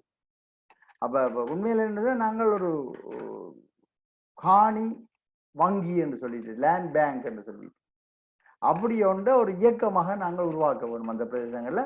அப்படி ஒரு கொஞ்சம் இளைஞர் குழுக்கள் அப்படியான சிந்தனைகளை இப்ப தமிழ் மக்கள் மத்தியில கிழக்கு மாகாணத்துல வளர்த்து கொண்டு வருகிறோம். தங்கட பிரதேசங்கள்ல காணிகளை கைமாற்றுவது அல்லது அப்படி கைமாற்றுவதற்கு வாய்ப்பாக இருக்கின்ற அபாயத்துக்குரிய காணிகள் இதென்று அடையாளம் கண்டு அது உரிமையாளரை கண்டுபிடிச்சு அந்த காணிகளை நீங்க விற்கிறேன்டா சொல்லுங்கோ, நாங்கள் ஒழுங்கு செய்யறோம், வெளியாக்களை கொடுத்து சமூக அமைதியின்மையை உருவாக்காதேங்கோ அப்படின்னு சொல்லுகின்ற சில இயக்கம்னு சொல்ல சில செயற்பாடுகள் போய்கொண்டிருக்கு. நான் நினைக்கிறேன் உங்களுக்கு அப்படி காணி வாங்குறதுல ஆர்வம் இருந்தால் அப்படியான அவர்களுக்கு தெரியும் ஓரளவு. மற்ற இப்ப ஓரளவுக்கு பகிரங்கப்படுத்த கூடாதுன்னு சொல்லி சில பேர் யோசிக்கலாம் காணி விற்கிறேன்னு சொல்லி. சில வேளையில இப்ப யாழ்ப்பாணத்துல உங்களுக்கு தெரியும், யாழ்ப்பாணத்துல யுத்தம் முடிஞ்ச பிறகு கனடங்கள்ல இந்த கொழும்பினுடைய தேசிய கம்பெனிகள் இல்ல பல்வேறு ஆட்கள் வந்து காணி வாங்குறதுக்காக வந்து ஏன் காசு எறிஞ்சவர்கள். இந்த யாழ்ப்பாண நகரத்துக்குள்ள பாத்தீங்கன்னா ஸ்ட்ராட்டஜிக்கல் பாயிண்ட் வழியே உள்ள காணிகள் எல்லாம் கொழும்புல உள்ள பெரிய கம்பெனிகளுடைய சொந்தமாக மாறிட்டு. அதே மாதிரி நாங்களும் என்ன செய்யறோம், சில புலம்பெயர் ஆட்கள் கூட அதுக்கு காரணம், பாதியில ஒரு காரணம் என்னென்றால் சில வேளையில் அவையில் அங்கிருந்து வருவினம் தங்களோட சம்மர் வெக்கேஷனுக்கு வந்துட்டு இந்த காணியை நீ பராமரிக்க இல்லாது நீங்கிற பிள்ளை எல்லாம் பெற மாட்டோம், எனவே காணியை வித்து விடுவோம், மாமன மச்சானை கொடுத்து சோழிப்படை இல்லாத அதுல எல்லாம் குடும்ப பிரச்சனை வரும், வித்து விடுவோம் என்றால் என்ன செய்யணும்னா டக்கண்டா அதுல அந்த காணியின் வாசல்லையே ஒரு துண்டெழுதி ஒட்டி போட்டுவினா ஒரு மொபைல் நம்பரையும் போட்டு இந்த காணி விற்பனை கொண்டு சொல்லி என்ன நடக்கும், உடனடியாக அதில் போகின்ற ஒரு சுற்றுலா பயணியாக போகின்ற ஒரு ஆளோ யாரோ அந்த நம்பரை பார்த்து அடுத்த நிமிஷம் அடுத்த நாள் அடுத்த கிழமைக்குள்ள அந்த காணி ஒருத்தருக்கு தெரியாமலே கைமாறி போயிடும். அப்படியெல்லாம் நடந்திருக்கு கணக்கு விஷயங்கள் எங்களுக்கு கணக்கு நடந்திருக்கு. இந்த காணியை விற்கிறது, காணியை ஒவ்வொருத்தருடைய சொந்த உரிமை, ஆனா அந்த காணியை நாங்கள் விற்கலாம்னு சொல்லி எல்லாரும் வாதம் செய்யலாம். ஆனா உண்மை என்னன்னு சொன்னால் காணி எங்களுக்கு சொந்தம் இல்லை, நாங்கள் தான் காணிக்கு சொந்தக்காரர்கள். காணிக்கு நாங்கள் தான் சொந்தம், நாங்கள் கொஞ்ச காலம் இருப்போம், இது இல்லாமல் போயிடுவோம், காணி இருக்கும். நாங்கள் நினைக்கிறோம் எங்களுக்கு காணியை பயன்படுத்துறதுக்கு மட்டும்தான் உரிமை இருக்கு. ஆனா ஒரு சமூக சொத்தாக காணி இருக்கேக்க அதை நாங்கள் நினைக்கிற மாதிரி எல்லாம் விற்க இயலாது. உங்களுக்கு தெரியும், அந்த காலத்துல யாழ்ப்பாணத்துல தேச வளமை சட்டம் இருந்தது. அந்த தேச வளமை சட்டத்துல இப்படி ஒரு விஷயம் கூட இருந்தது, ப்ரீஎம்ஷன் என்ற முன்னுரிமை என்று சொல்லி. ஒருவர் ஒரு காணியை விற்பதாக இருந்தால் அந்த காணியை விற்பதற்கான முதல் தெரிவு அந்த அந்த காணியின் அந்த அவருடைய குடும்பத்தார் அல்லது அயலவருக்கு தான் இருக்கு. அவையலுக்கு சொல்லி அவையல் வேணாமண்டா மட்டும்தான் நாங்கள் வேந்தாங்கால வழியாக்களை விற்கிறதுக்கான இதை கேட்கலாம். அப்போ ஒரு அயலவர் தான் வாங்குறதுக்கு அந்த காணியை வாங்குவதற்கு தயாராக இருந்தால் அவருக்கு தான் நியாயமான விலையில கொடுக்க வேணும். என்ன அந்த ப்ரீஎம்ஷன் என்று சொல்றது. அது காரணம் என்றால் ஒரு சமூக கட்டுப்பாட்டை ஒரு ஒழுக்கத்தை கொண்டு வர்றதுக்காக தான். அப்ப இந்த காணி பிரச்சனை அப்படித்தான் இருக்குது. மற்றபடி அரச காணிகள் நாங்கள் கணக்க ப்ரொஜெக்டுகளை போடுறோம், போட்டு அரச காணிகளை எடுத்து அந்த ப்ரொஜெக்டுகளை செய்யணும்னு யோசிக்கிறோம். கொஞ்சம் கஷ்டமான டாஸ்க். அரச காணிகளை எதிர்பார்த்து நாங்கள் முதலீடுகளை போட்டோம் என்றால் அது உடனடியாக சாத்தியமில்லை. என்ன நிரம்ப தடைகள் எங்களுக்கு இருக்கும். அந்த தடைகள் வருஷ கணக்கில் நின்று கொண்டு போகும். கடைசியா முதலீடு செய்வரும் களைஞ்சு போவார், முதலீடும் பெறுமதி இழந்து போகும், எல்லாமே போயிடும். நான் எப்படி முதலீடு செய்ய வராக்களை சொல்ற, தயவு செய்து அரச காணியை எதிர்பார்த்து நீங்க முதலீடு செய்ய வராதீர்கள். நீங்கள் இவ்வளவு பெரிய கோடிக்கணக்கான மில்லியன் ரூபாய்களை முதலீடு செய்ய போறீங்க, ஒரு சில பல லட்சங்களை போட்டு காணியை வாங்குறது பிரச்சனை இல்லை தானே. தனியார் காணிகளை நீங்கள் வாங்கிட்டீங்கன்னா உங்களுக்கு அடுத்த நிமிஷமே காணியும் கூட கையில அது உரிமையும் உறுதியுமே இருக்கும், நீங்கள் செய்யலாம். அரசாங்க காணிக்கு போய் அரசாங்க திணைக்களங்களுக்கு பின்னால திரிஞ்சு உத்தியோகர்களுக்கு பின்னால திரிஞ்சு கொழும்புக்கு ஏறி இறங்கி அவர் வரைக்கெல்லாம் விசேடமான சந்தோஷங்கள் எல்லாம் கொடுத்து எல்லாம் முடிஞ்சு வர்றதுக்கு உங்களுக்கு வருஷ கணக்கிலே ஆகும். அதுக்குள்ள ஒரு ஆட்சி மாதிரி ஒரு ஆட்சி வந்தால் திருப்பி நீங்கள் சந்தோஷங்கள் செய்ய வேண்டி வரும். இப்படி இல்லாமல் உங்களோட திட்டம் உடனடியாக நிறைவேறாது. எனவே காணியை முதல்ல திட்டங்கள் செய்ய விரும்புகிறார்கள், தயவு செய்து காணிகளை அரசாங்கத்திலிருந்து எதிர்பார்த்து கொண்டு பெரிய அளவில் திட்டங்களுக்கு வர்றது சரியான புத்திசாலித்தனம் இல்லை. அப்படி சில திட்டங்களுக்கு நாங்கள் வர வேணும் என்று அதுக்கு கடுமையான ஒரு பொறுமையும் அந்த வியாபார தந்திரங்களும் வேணும் இந்த அரசாங்கத்தில் உள்ள அலுவலர்களை கையாளுறதுக்கு. அந்த விஷயங்கள்லாம் அவங்க உள்ள விஷயம் இருக்கு. மறுபடிக்கு காணி ஆர்வம் உள்ளவர்களுக்கு நான் நினைக்கிறேன் அது சம்பந்தமான தொடர்புள்ளவர்களை தொடுத்து விடலாம்னு நினைக்கிறேன். அப்படி தொடுத்து விட்டால் நிச்சயம் அது உங்களுக்கு சாத்தியமா இருக்கும். நான் அதோட சேர்ந்த துணை கேள்வி அது சார்ந்த விஷயமே. இப்ப நாங்க இங்க இருந்து வரக்குள்ள நாங்க இறங்கி அங்க நின்று பார்த்து பராமரிச்சு ஒரு காணியை செய்யலாது. அதுல வேலை செய்யறதுக்கு ஆட்கள் வேணும். அதுக்கும் அங்க சிரமமா இருக்குது கண்டுபிடிக்கிறது. விவசாய தொழிலாளர் விவசாயத்துக்கு மட்டும் இல்ல, இந்த யுத்தம் எங்கள்த யுத்தம் ஒரு 30 வருஷ கால யுத்தம், பொருளாதார தடை 30-40 வருஷ காலம். இது வெறுமனே உயிரழிவு அல்லது பௌதிக அழிவுகளை மட்டும் செய்ய இல்லை, அதற்கு எங்களுடைய வாழ்க்கையின் விழுமியங்கள் சம்பந்தமான கணக்க விஷயங்களை போட்டு உடைச்சிட்டு. எங்களுடைய முந்தைய ஒரு நான் வீடு கட்டுறேன்னு சொன்னால் அதுக்கு ஒரு சொல்லி ஒரு மேஸ்திரியாரை பிடிச்சேன்னு சொன்னால் அவர் வந்து நாங்கள் இந்த வீடு கட்டி முடியும் வரையும் அந்த மேஸ்திரியாருக்கு நான் கண்ணியம் கொடுத்து வச்சிருப்பேன், அவருக்கு மரியாதை கொடுத்து வச்சிருப்பேன். அவரும் அதிகாலையில வந்து அது பார்த்து ஒரு விஷயம் பார்த்து சடங்குகள் செய்து அப்படியெல்லாம் செய்வார். தொழில் அறம் என்று சொல்லி ஒரு விஷயம் இருக்கு. அதுபோல முந்தைய ஒரு ஆள் ஒரு வேலைக்கு ஒரு ஆள்கிட்ட போனா அந்த வேலை முடியும் வரையும் அந்த வேறு இடத்துக்கு போகாது, அந்த வேலை முடியும் வரையும் தொழில் அறம். எல்லா தொழிலையும் அப்படித்தான். முந்தைய ஆசிரியர் தொழில கூட ஆசிரியரை கண்டால் நாங்கள் அவரை பள்ளிக்கூடம் முடிந்து வேற உத்தியோகம் எந்த பெரிய உத்தியோகத்துக்கு போனாலும் எனக்கு பள்ளிக்கூடத்தில் படிப்பித்த ஆசிரியரை கண்டால் எங்கள் ஏரியாவிலே நாங்கள் எழும்பி வணக்கம் சொல்லி போட்டு தான் அடுத்த விஷயம் செய்வோம். ஏன்னா அந்த ஆசிரியரிடம் அந்த தொழில் அறம் இருந்தது வாழ்க்கையில. ஊருக்குள்ள ஒரு நல்ல ஆரியம் பெரிய ஆரியம் இல்ல பிரச்சனை என்றால் கூட முதல்ல ஊராக்கள் போய் டிஸ்கஸ் பண்றது வந்து ஆசிரியரிடம் தான். அப்ப இது தொழில் அறம் என்கின்றது இந்த யுத்த காலத்தில் மிகவும் சிதைவடைஞ்சு போயிட்டு. என்ன நடக்கிறது? பாரம்பரியமாக தச்சு வேலை செய்தவர், மர வேலை செய்தவர், இந்த யுத்தத்துல இடம்பெயர்ந்து போயக்குள்ள அவருக்கு மரமும் இல்லை, உளியும் இல்லை, உபகரணங்களும் இல்லை, செய்யறதுக்கு வாய்ப்பும் இல்லை. அது வேறு ஏதாவது சொல்லி செய்திருப்பார். பாரம்பரியத்தின அற்று போகும். மட்பாண்டம் செய்தவர் அற்று போனார், மேசன் வேலை செய்தவர் அற்று போனார், விவசாயம் செய்தவர் இடம்பெயர்ந்து விவசாயம் செய்யாத ஒரு இடத்துல போய் 5 வருஷம் 6 வருஷம் தோட்டம் சீவிச்சாருன்ற அகதியா என்ன அவர குடும்பத்துல பிள்ளைக்கு விவசாய காணி என்னன்னு தெரியாது, கலப்பையண்டா என்னன்னு தெரியாது, விவசாயத்துல பாவிக்கிற வார்த்தைகள் கூட தெரியாது. இதுதான் மீன்பிடி கடல் வள பொருளாதாரத்துக்கு நடந்தது. கடற்கரையோட இருந்த மக்கள் எல்லாம் இடம்பெயர்ந்து நடுநிலத்துக்கு வந்தார்கள். அவர்கள் கடலையே காண இல்லை, 10 வருஷம் 20 வருஷம் கடலையே காண இல்லை. திருப்பி கடலுக்கு போனா யாரு போவார கடலுக்கு? அது இப்படியோ ஒரு இதுக்குள்ளால் என்ன நடந்ததுன்னா இந்த விவசாயத்துக்கான கூலி உழைப்பாளருடைய பிரச்சனையும் இப்படித்தான் வந்தது. அதனால என்னென்றால் நல்ல அதிர்ஷ்டவசமாக நாங்கள் இந்த காலகட்டங்கள் இந்த அறுவடை இயந்திரங்களை அறிமுகப்படுத்தினபடினால் ஓரளவுக்கு தப்பிட்டோம். அறுவடை இயந்திரங்களையும் உழவு இயந்திரங்களையும் கணிசமான பயன்படுத்தினோம். இல்லாட்ட அறுவடை இல்லாமலே நாங்கள் முயற்சிப்பட்டிருப்போம். என்ன இன்றைக்கு பெரிய பிரச்சனையாக இருக்குது. மற்றது இன்றைக்கு இந்த ஒரு வேலையை கொடுத்தா அந்த வேலையை பொறுப்போட செய்யறது என்ற அந்த அக்கௌண்டபிலிட்டின்னு சொல்லுவாங்க, பொறுப்பு கூறுகின்ற விஷயம் மிக பலவீனமாயி. அது காரணம் கல்வி முறையும் தான் வேலையை தாரண்டாத்தா இல்லையன்றது. அடுத்தது இந்த இடைக்காலத்துல வந்து இந்த மிடில் ஈஸ்ட் எம்ப்ளாய்மெண்ட் 70 வந்து மத்திய கிழக்கு நாடுகளுக்கு வேலைக்கு போறதன் காரணமாக ஊர்ல ரெண்டு இப்படி கஷ்டப்படுறதை விட நாங்க மிடில் ஈஸ்டுக்கு போய் அந்த காலத்துல 50,000 1 லட்சம் ரூபாய் உழைக்கலாம்னு போனதால கனவேருடைய இளந்தலைமுறையினர் அப்படி போனதால எங்களுக்கு ஆட்கள் குறைஞ்சது. பிறகு வந்த பிரச்சனை புலம்பெயர் விருப்பு. புலம்பெயர் விருப்பு உண்டு, புலம்பெயர் கனவு உண்டு. இந்த ரெண்டும் காரணமா என்ன நடந்ததுன்னா ஊர்ல தோட்டம் செய்யாம நான் வெளியில போறேன், தம்பி வெளியில போறான், எனவே அவன் தோட்டத்தை விட்டுட்டான், தம்பி வேலையை விட்டுட்டான், என்ன அண்ணன் எடுக்க போறான், மாவன் எடுக்க போறான், மச்சான் எடுக்க போறான், ஏஜென்சி காசு கட்டிக்கிறான்னு சொல்லி அவனுடைய உழைக்கும் மனோட்லயே நாங்க ஒட்டுமொத்தமா போட்டு வச்சுட்டோம். இன்றைக்குள்ள மிகப்பெரிய சவால்களுக்கு எல்லா இடத்துலையும் எல்லா துறையிலையும் பொருத்தமான கூலி உழைப்பாளர்களை திறமையுடன் பொறுப்புணர்வுடன் கண்டுபிடிப்புன்றது மிகவும் சிரமமாக இருக்கிறது. எனவே நாங்களே ஒரு சரியான எங்களோட பாப்புலேஷனும் குறைவு தானே, இப்ப குறைஞ்சு கொண்டு போகுதானே. மற்ற எஜுகேஷன் லெவலுங்கிற பேரளவிலான கல்வி அறிவின் அளவு கூடிக்கொண்டு போகுது. ஓயல் வரையும் மேல் வரையும் பாஸ் பண்ற ஆக்கள் அளவு கூடிக்கணும். எல்லாருக்கும் கட்டாய கல்வி, எல்லாருக்கும் கல்வி வாய்ப்புகள் அதுவும் இருக்கிறபடியான கொஞ்சம் படிச்ச பிறகு நாங்க என்ன யோசிக்கிறோம், ஏதோ ஒரு அரசாங்க உத்தியோகம்ல போனா காணும், ஒரு போச்சராக, பிஎனாக, டிரைவராக ஏதோ ஒரு கீழ்நிலை உத்தியோகத்துக்கு பரவாயில்லை என்று சொல்லி யோசிக்கின்ற ஒரு இது இருக்கிறபடினால இந்த நிலைமை ஒன்று நாங்கள் இதை ஒட்டுமொத்தமாக சமூக மாற்றம் ஒன்று தூண்ட வேண்டிய ஒரு தேவை இருக்கு. அப்ப அது அதுல வந்து தொழில்நுட்பத்தை எப்படி சரியான முறையில கொண்டு வரன்றதான் மிக முக்கியமான விஷயம். உங்களுக்கு நான் ஒரு சின்ன உதாரணம் சொல்லக்கூடிய இருக்கும்.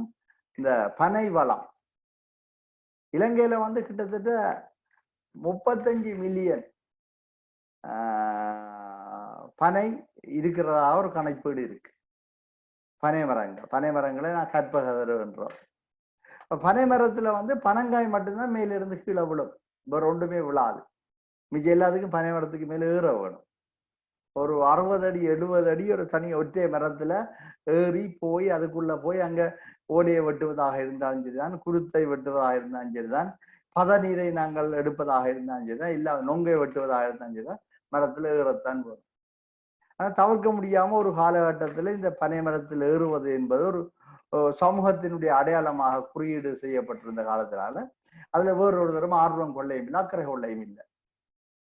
ஆனா பிறகு இது சமூக மாற்றங்கள், பொருளாதார மாற்றங்கள், புலம்பெயர் தேசத்தின் வாய்ப்புகள், வளங்கள் கிடைச்ச பிறகு என்ன நடந்ததுன்னா அந்த பணம் தொழிலில் நம்பி இருக்கின்ற மக்களுடைய அளவு என்றது குறைஞ்சு கொண்டே வந்தது.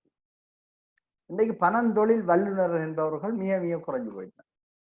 அவன் குறைஞ்சு போயிட்டோம்னா இன்னைக்கு 35 மில்லியன் இலங்கையில் உள்ள பனைமரத்துக்குள்ள கிட்டத்தட்ட வடமாகாணத்துல மட்டும் 12-13 மில்லியன் பனைமரம் இருக்கு.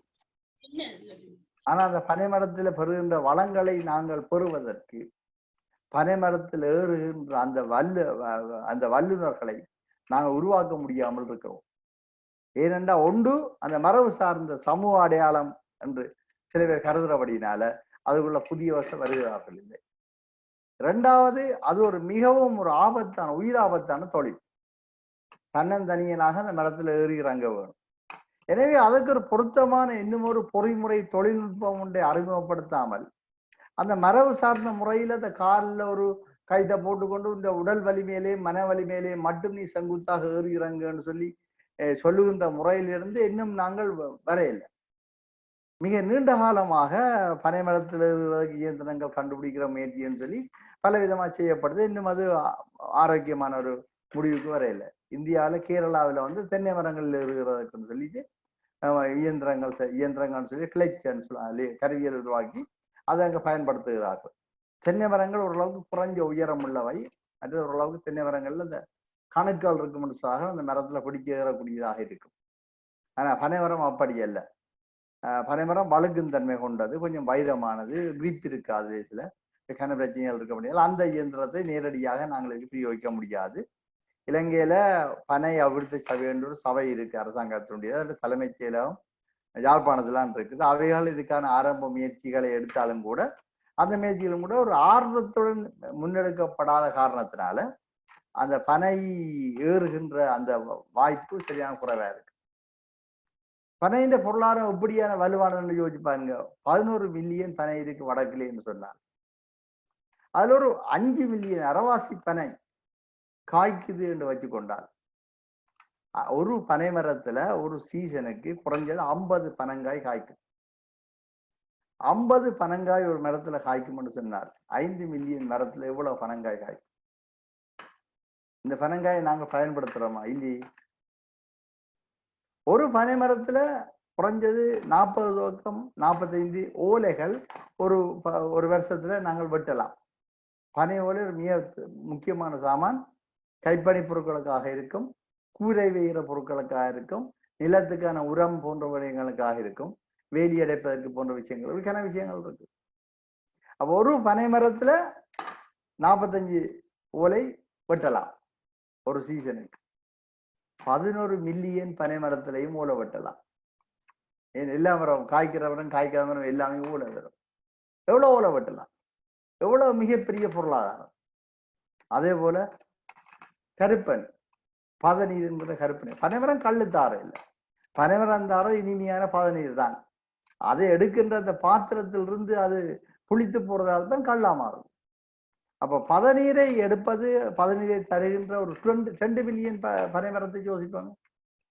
2 மில்லியன் பனைமரத்தை எடுத்தால் ஒரு மரத்துல ஒரு 3 கோத்து பதநீர் வரும் என்று சொன்னால் எத்தனை மில்லியன் பதநீர் வரும்? அவருடைய பெறுமதி எங்கே நாங்க பொருளாதாரத்தை கையில வச்சுக்கிட்டோம். நாங்க என்ன செய்யறோம் இன்றைக்கு அதுக்கு அந்த வளத்தை கட் பண்றதுக்கு, அந்த வளத்தை பயன்படுத்துறதுக்கு போதுமான அளவு மனித வளத்தை உருவாக்காமல் விட்டுட்டோம். ஏன்னா இன்றைக்கு அதை ஒரு கைத்தொழிலாக, ஒரு இயந்திரமயமாக்கப்பட்ட தொழில்நுட்பம் சார்ந்த ஒரு பெருமதியான கைத்தொழிலாக்கி விட்டோம்னு சொன்னால் நிச்சயம் ஒரு மிகப்பெரிய பொருளாதாரங்கிறத இருக்கும். இப்படி ஒவ்வொரு சூழலையும் இதுதான் எங்களுடைய பிரச்சனை. நாங்கள் தொழில்நுட்பத்தை இந்த விவசாயம் சார் கைத்தொழில் இந்த விடயங்களில் இணைக்காமல் யாராவது எப்படியா அறிமுகப்படுத்துற ஒன்றே உடனே பர்ச்சேஸ் பண்றோம். நாங்கள் மொபைல் போனை வாங்குகிற மொபைல் போன் தொழில்நுட்பத்தையும் தொழில்நுட்பத்தையும் கொள்வனவு செய்த வேகம் அளவுக்கு எங்களுடைய பொருளாதாரத்தை வளப்படுத்துவதற்கான தொழில்நுட்பத்தை நாங்கள் கொள்வனவு செய்யவில்லை. அதை நீங்கள் தான் உங்களுடைய சகோதரங்களுக்கு, உங்களுடைய குடும்பங்களுக்கு நீங்கள் அறிவிக்க வேணும். எப்படி உங்களுடைய தொழில்திறனை கூட்டுறன்னு சொல்லி இன்றைக்கு பெரும்பாலான கட்டுமான துறையில் இருக்கின்ற மேசன்மார் என்று சொல்லுகின்ற அவர்கள் புலமை சார்ந்தவர்களோ தொழில்நுட்பம் சார்ந்தவர்களோ இல்லை.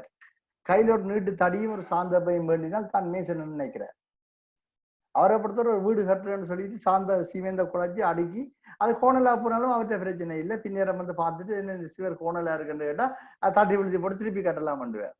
தட்டி விழுத்துறா ஏற்பட்ட சிமெண்ட் விரயம், மண் விரயம், நேர விரயம், கால விரயம் அதெல்லாம் அவருக்கு பொறுப்பே இல்லை. எல்லாத்தையும் யார் சுமக்கிறாங்க. எனவே இங்க ஒரு அறம் சார்ந்த ஒரு விஷயங்களை நாங்க வளர்க்க வேண்டி இருக்குது. இப்பதான் இந்த யுத்தத்துக்கு பின்னால கொஞ்சம் கொஞ்சமாக நாங்கள் நிதானித்து கொண்டு வாரோம். நாங்கள் கொஞ்சம் கொஞ்சமாக எல்லா விஷயங்களையும் ஆக்களோட பேசக்கூடிய இருக்கு. முன்னால் பேச இல்லை, நாங்க பேச பயந்த நாங்கள் பேசினா அது பிள்ளையாக எல்லாம் விளங்கப்படும். இப்பதான் கொஞ்சம் கொஞ்சமா பேச வேண்டி இருக்குது, பேசக்கூடியதாக இருக்குது, பேசுகின்ற இடவழி இருக்குது. இளைஞர்கள் அதில் பேச வந்திருக்கிறார்கள். எனவே முன்னாலும் நாங்கள் புலம்பெயர் சமூகம் கூட பேசிய விடயங்கள் வேற. இப்பதான் நாங்கள் சமூகத்தை சமூகமாக கட்டியெழுப்பை பற்றி பேசுறோம். எனவே நான் நினைக்கிறேன் ஒரு கடுமையான முயற்சி ஒன்று எடுத்தால் இந்த விஷயங்கள்ல நாங்கள் வெற்றி அடையலாம், வெற்றி அடைய வேணும். அதுதான் எங்களுடைய இருப்பின்ற அடையாளமா இருக்கும். அந்த அறம் சார்ந்த விஷயங்களை பற்றி நீங்கள் சொல்லி இருந்தீர்கள். இந்த அறம் சார்ந்த விஷயத்துல வந்து நாங்கள் சின்ன வயதுல வந்து இந்த ஆத்தி சூடி ஆனாவில துவக்கம் அறம் சார்ந்த விஷயங்களை அந்த நீதி நூட்களை நாங்கள் எல்லாரும் படிச்சு தெரிஞ்சு கொண்டோம். சின்ன வயது பக்கமே அது எங்களுக்குள்ள உள்ளுக்கு அறியிட்டுது. அதுக்கு பிறகு வந்தவர்கள் அதுகளை எடுத்தார்களா, அது பாடத்திட்டத்துல வந்ததா இல்லையான்றதும் தெரியாது. அத்துடன் வந்து திருக்குறள் என்றது இருக்கின்றது. எல்லா விதத்திலையும் அறம் சார்ந்த விதத்தை எப்படி செய்யணும்ன்றதுகளை சொல்லுகின்றார். அப்ப நாங்கள் எங்க அறஞ்சார்ந்த விதத்துல வந்து இப்ப என்னாவது கொண்டு வரணும் என்றால் நிச்சயமாக அது பாடத்திட்டத்தின் மூலமாகவோ அல்லது ஆசிரியர் மூலமாகத்தான் கொண்டு வந்துதான் இங்க கொண்டு வர வேணும். அதை தவிர இளைஞர்களுக்குள்ள ஒரு விழிப்புணர்ச்சியை ஏற்படுத்தி அப்படியான இதைத்தான் கொண்டு வரலாம் என்றது தவிர. ஏனென்றால் யுத்த காலம் எந்த காலத்திலையும் இப்ப பிரித்தானியாவில கூட யுத்த காலத்துல வந்து நடந்த பிரச்சனைகள் எல்லாம் வந்து இப்ப கிட்டத்தட்ட 50 வருஷத்துக்கு பிறகுதான் கொஞ்சம் கொஞ்சமா மாற்றம் அடைந்து கொண்டு வருகின்றோம். அந்த முறையில 10 வருஷம் ஆகியிருக்கின்ற இப்ப யுத்த காலம் முடிஞ்சு. அப்ப நிச்சயமாக நாங்கள் இதுகளை எங்களுடைய சமுதாயத்தை கொண்டு போகும்போதுதான் நீங்க சொன்ன விஷயங்கள் வருமென்றதும். மற்றது இப்ப வெளிநாட்டுல இருக்கிற ஆட்கள்கிட்ட அந்த பேங்க் என்றது வந்து இப்ப என்ன இப்ப எங்களுக்கு எல்லாம் காணிகள் இருக்கிற நாங்க வெளிநாட்டுல உட்கார்ந்து இருக்கின்றோம். எங்களோட காணிகள் எல்லாம் பராமரிப்பற்ற நிலைமையில தான் அங்கே இருக்கின்றது. அப்ப நாங்கள் வந்து பராமரிக்கிறது கூட எங்களுக்கு நேரங்களும் இதுகளும் எல்லாம் கஷ்டம். அப்ப அந்த விதத்துல ஒரு ஒரு கூட்டுறவு சம்பந்தமான ஒரு என்ன ஒரு ஒரு என்ன சொல்லுகின்ற அந்த பேங்கை வந்து அதாவது வந்து என்ன லேண்ட் பேங்கை உருவாக்கினால் நிச்சயமாக அந்த கூட்டுறவு சம்பந்தமான லேண்ட் பேங்க்ல அவரும் மெம்பரா வந்து இந்த வெளிநாட்டுல இருக்கிற மெம்பரா வந்து அதுக்குள்ள வந்து நாங்கள் வெளியில இருந்து ஜூம் மூலமாகவோ இன்னொரு மூலமாகவோ இந்த கூட்டுறவு இதுகளில் சேர்ந்து கொண்டு கதைச்சு எங்களுடைய லேண்டுகளை இந்த பயிற்சியோ அல்லது வந்து என்னத்துக்கோ கொடுக்கக்கூடிய சந்தர்ப்பங்கள் இருக்குமென்னு நான் எதிர்பார்க்கிறேன். அப்படியான செயல்பாடுகளை செய்யறதுக்கு முதலாவது எங்களுக்கு வெளியில இருக்கிறவங்களுக்கு தொடர்பு இல்லாம இருக்கின்ற, அதாவது வந்து இந்த உலகெல்லாம் நாங்க பயந்து கொண்டிருந்தது கொஞ்சம் கொஞ்சம் பேர் அங்க போய் வந்திருக்கணும். ஆனால் அதை தவிர அதிகமானவர்களுக்கு வெளியில இருக்கின்றது. அப்ப அந்த இதை வந்து ஒரு செய்யக்கூடியதா இருந்தால் அதிகமாக உங்களை மாதிரியான ஆட்கள் வந்து இதுல தெரிஞ்சவர்கள் வந்து ஒரு கூட்டுறவு முயற்சியாக எடுத்தால் நிச்சயமாக வெளியில இருந்து சப்போர்ட் கிடைக்கும் என்றதான் என்னுடைய கருத்தா இருக்கின்றது. நன்றி. ஒரு நிமிஷம் ஐயா, ஏதோ சொல்ல போறீங்களா? இல்ல, என்னென்றால் இந்த லண்டன்ல இருக்கிற சில அன்பர்கள் இப்படியான ஒரு முயற்சி ஒன்று எடுத்துக்கொண்டிருக்கணும். அவருடைய தொடர்பு நாங்கள் டாக்டர் ஜெயசுந்தரமா நினைக்கிறேன், பேரை மறந்து ஜெயசுந்தரமா தான் இருக்க வேணும். அப்படி கொஞ்சம் பேர் எடுக்கணும். நான் மேற்கொண்டு அதே ஒரு தனியான விஷயமாக ஒரு நாளைக்கு பேச முடியும். எப்படி நாங்களை யோசிக்கலாம்னா வரதன் என்ன நீங்க கையொத்தி இருக்கிறீங்க, நீங்க கேட்கலாமன்னா கேளுங்க கேள்விய.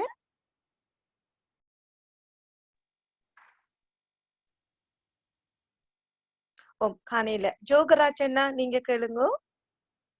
நான் வணக்கம், ஜாழ்ப்பாணத்துல இருந்து அந்த காணி சம்பந்தமான விஷயம் சம்பந்தமா ஒரு விஷயம் சொல்லலாம். என்னன்னா ஆர்கானிக் அக்ரிகல்ச்சர் ஆர்கானிக் லைஃப் ஸ்டைல கொண்டு போற ஆர்கானிக் மூவ்மெண்ட் சொல்லி செல்வின் என்ன தெரியும் வந்து அவையால் வந்து கம்யூனிட்டி ஃபார்ம்ஸை கிரியேட் பண்றதுக்கு என்னென்ன ஒரு ஃபுட் கிரைசிஸும் வந்து வரப்போகுதுன்றதால கம்யூனிட்டி ஃபார்ம்ஸை கிரியேட் பண்றதுக்கான வேலையில ஈடுபட்டு கொண்டிருக்கணும். ஒவ்வொரு இடங்கள்ல இருக்கிற குரூப்ஸ் ஆஃப் பீப்புள்ஸை சேர்த்து ஷார்ட் டேர்ம் கிராப்ஸ், அந்த ஷார்ட் டேர்ம் கிராப்ஸ் டேக்கில் பெரிய அளவில் நீங்கள் ஒரு காலத்துல காணியை விற்கிறனாலும் பிரச்சனை இருக்காது. உடனடியாக ஒரு குறிப்பிட்ட டைம்ல நீங்க திருப்பி எடுத்துக்கொள்ளலாம்.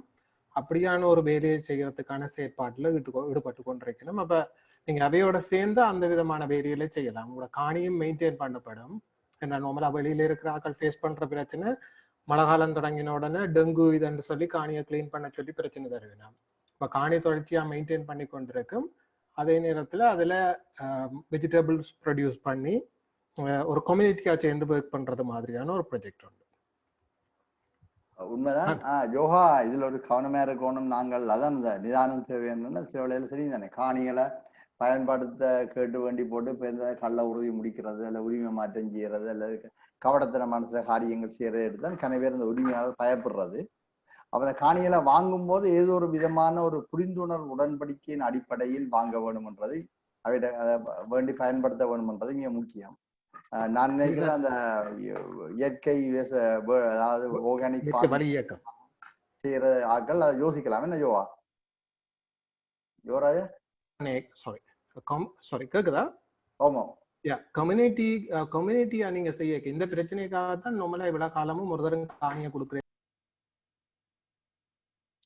ஜோகானா அந்த மைக் வந்து ஆஃப் ஆகுது அடிக்கடி. ஹலோ சாரி, இல்லை எனக்கு கால் ஒன்று வந்ததால காணியை கொடுத்தா அதை திருப்பி எடுக்க இயலாதுன்ற ப்ராப்ளத்தால தான் இவ்வளவு காலமும் வந்து ஒரு தடவை கொடுக்குறதுல வந்து அது கன பேருக்கு பேட் எக்ஸ்பீரியன்ஸ் இருக்கும். கம்யூனிட்டி கார்டன்ஸ் சாரி ஒரு செட் ஆஃப் பீப்புள் சேர்ந்து செய்கிறது. அப்படியான இடத்துல இந்த விதமான அது ஒரு எக்ரிமெண்ட்ல தான் போகும். அது இந்தியாவில் அந்த மாடல்ஸ் கணக்கு இருக்குது. வந்து அந்த இடத்துல இருக்கிற செட் ஆஃப் பீப்புள்ஸ் ஒரு தனிப்பட்ட ஆள்கிட்ட கொடுக்க அண்ணன் சொன்ன மாதிரி பிரச்சனை நார்மலா எல்லா இடமும் வந்துருக்குது. காணி திருப்பி எடுக்க இல்லாத அளவுக்கு வந்து நாங்க இது ஒருக்க வடிவ ஐயாவும் நீங்களும் டிஸ்கஸ் பண்ணி போட்டு ஒரு கொமனா வந்து சொன்னீங்கன்னா எங்களுக்கு ஹெல்ப்பா இருக்கும். ஏன்னா இதுல நாங்க இதண்டும் போது எங்களுக்கு கொஞ்சம் கஷ்டமா இருக்கும் அண்டர்ஸ்டாண்ட் பண்றதுக்கு. யோகா அண்ணா அண்ட் செல்வின் ஐயா அது ஒருக்க டிஸ்கஸ் பண்ணிட்டு வந்தீங்கன்னா எங்களுக்கு ஈஸியா இருக்கும். தேங்க்யூ. எஸ். அண்ட் ஒரு கொஸ்டின் ஒரு ஞானா நீங்க கேட்கலாம். நீங்க ஒரு கேள்வி போட்டுக்கிறீங்க, நீங்க கேட்டீங்கன்னு சொன்னா ஈஸியா இருக்கு உங்களோட கொஸ்டின்.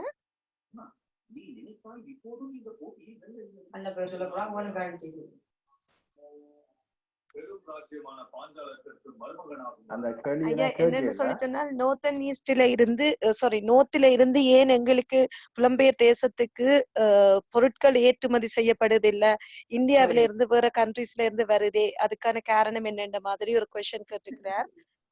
நான் கேட்டு நான் அவரே கேளுங்கன்னு சொல்லி வேற எல்லாத்துக்கு நீங்க அதுக்கு ஆன்சர் பண்ணக்கூடியதா இருக்குமா ஐயா? என்னன்னு சொன்னால் உங்களுக்கு தெரியும், குறிப்பாக ஐரோப்பிய நாடுகளில் அமெரிக்க நாடுகளுக்கு உணவுப் பொருட்களை ஏற்றுமதி செய்யறேன்னு சொன்னால் அது அந்த EU லைசன்ஸ் எடுக்க வேணும். அந்த குவாலிட்டி தரம்ன்றது முக்கியம்.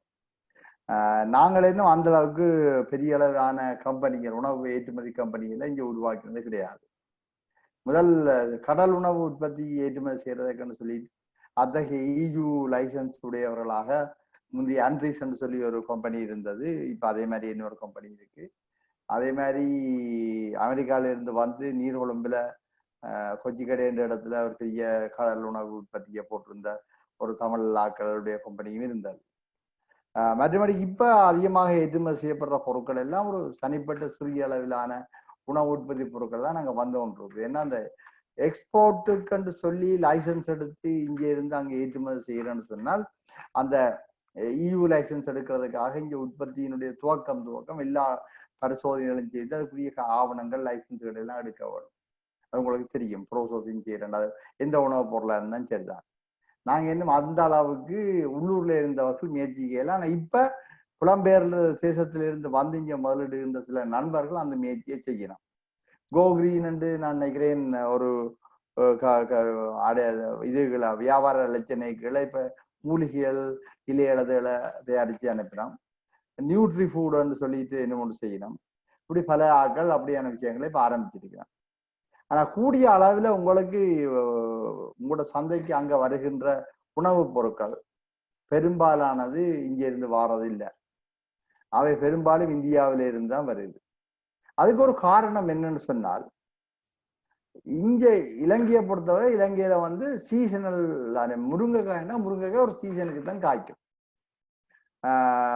நெல்லண்டா ஒரு சீசனுக்கு தான் விளையும், கீரைண்டா ஒரு கொஞ்சம் இதாக விளையும். பெரும்பாலான சாமான்கள் வந்து சீசனல் கிராப் தான்.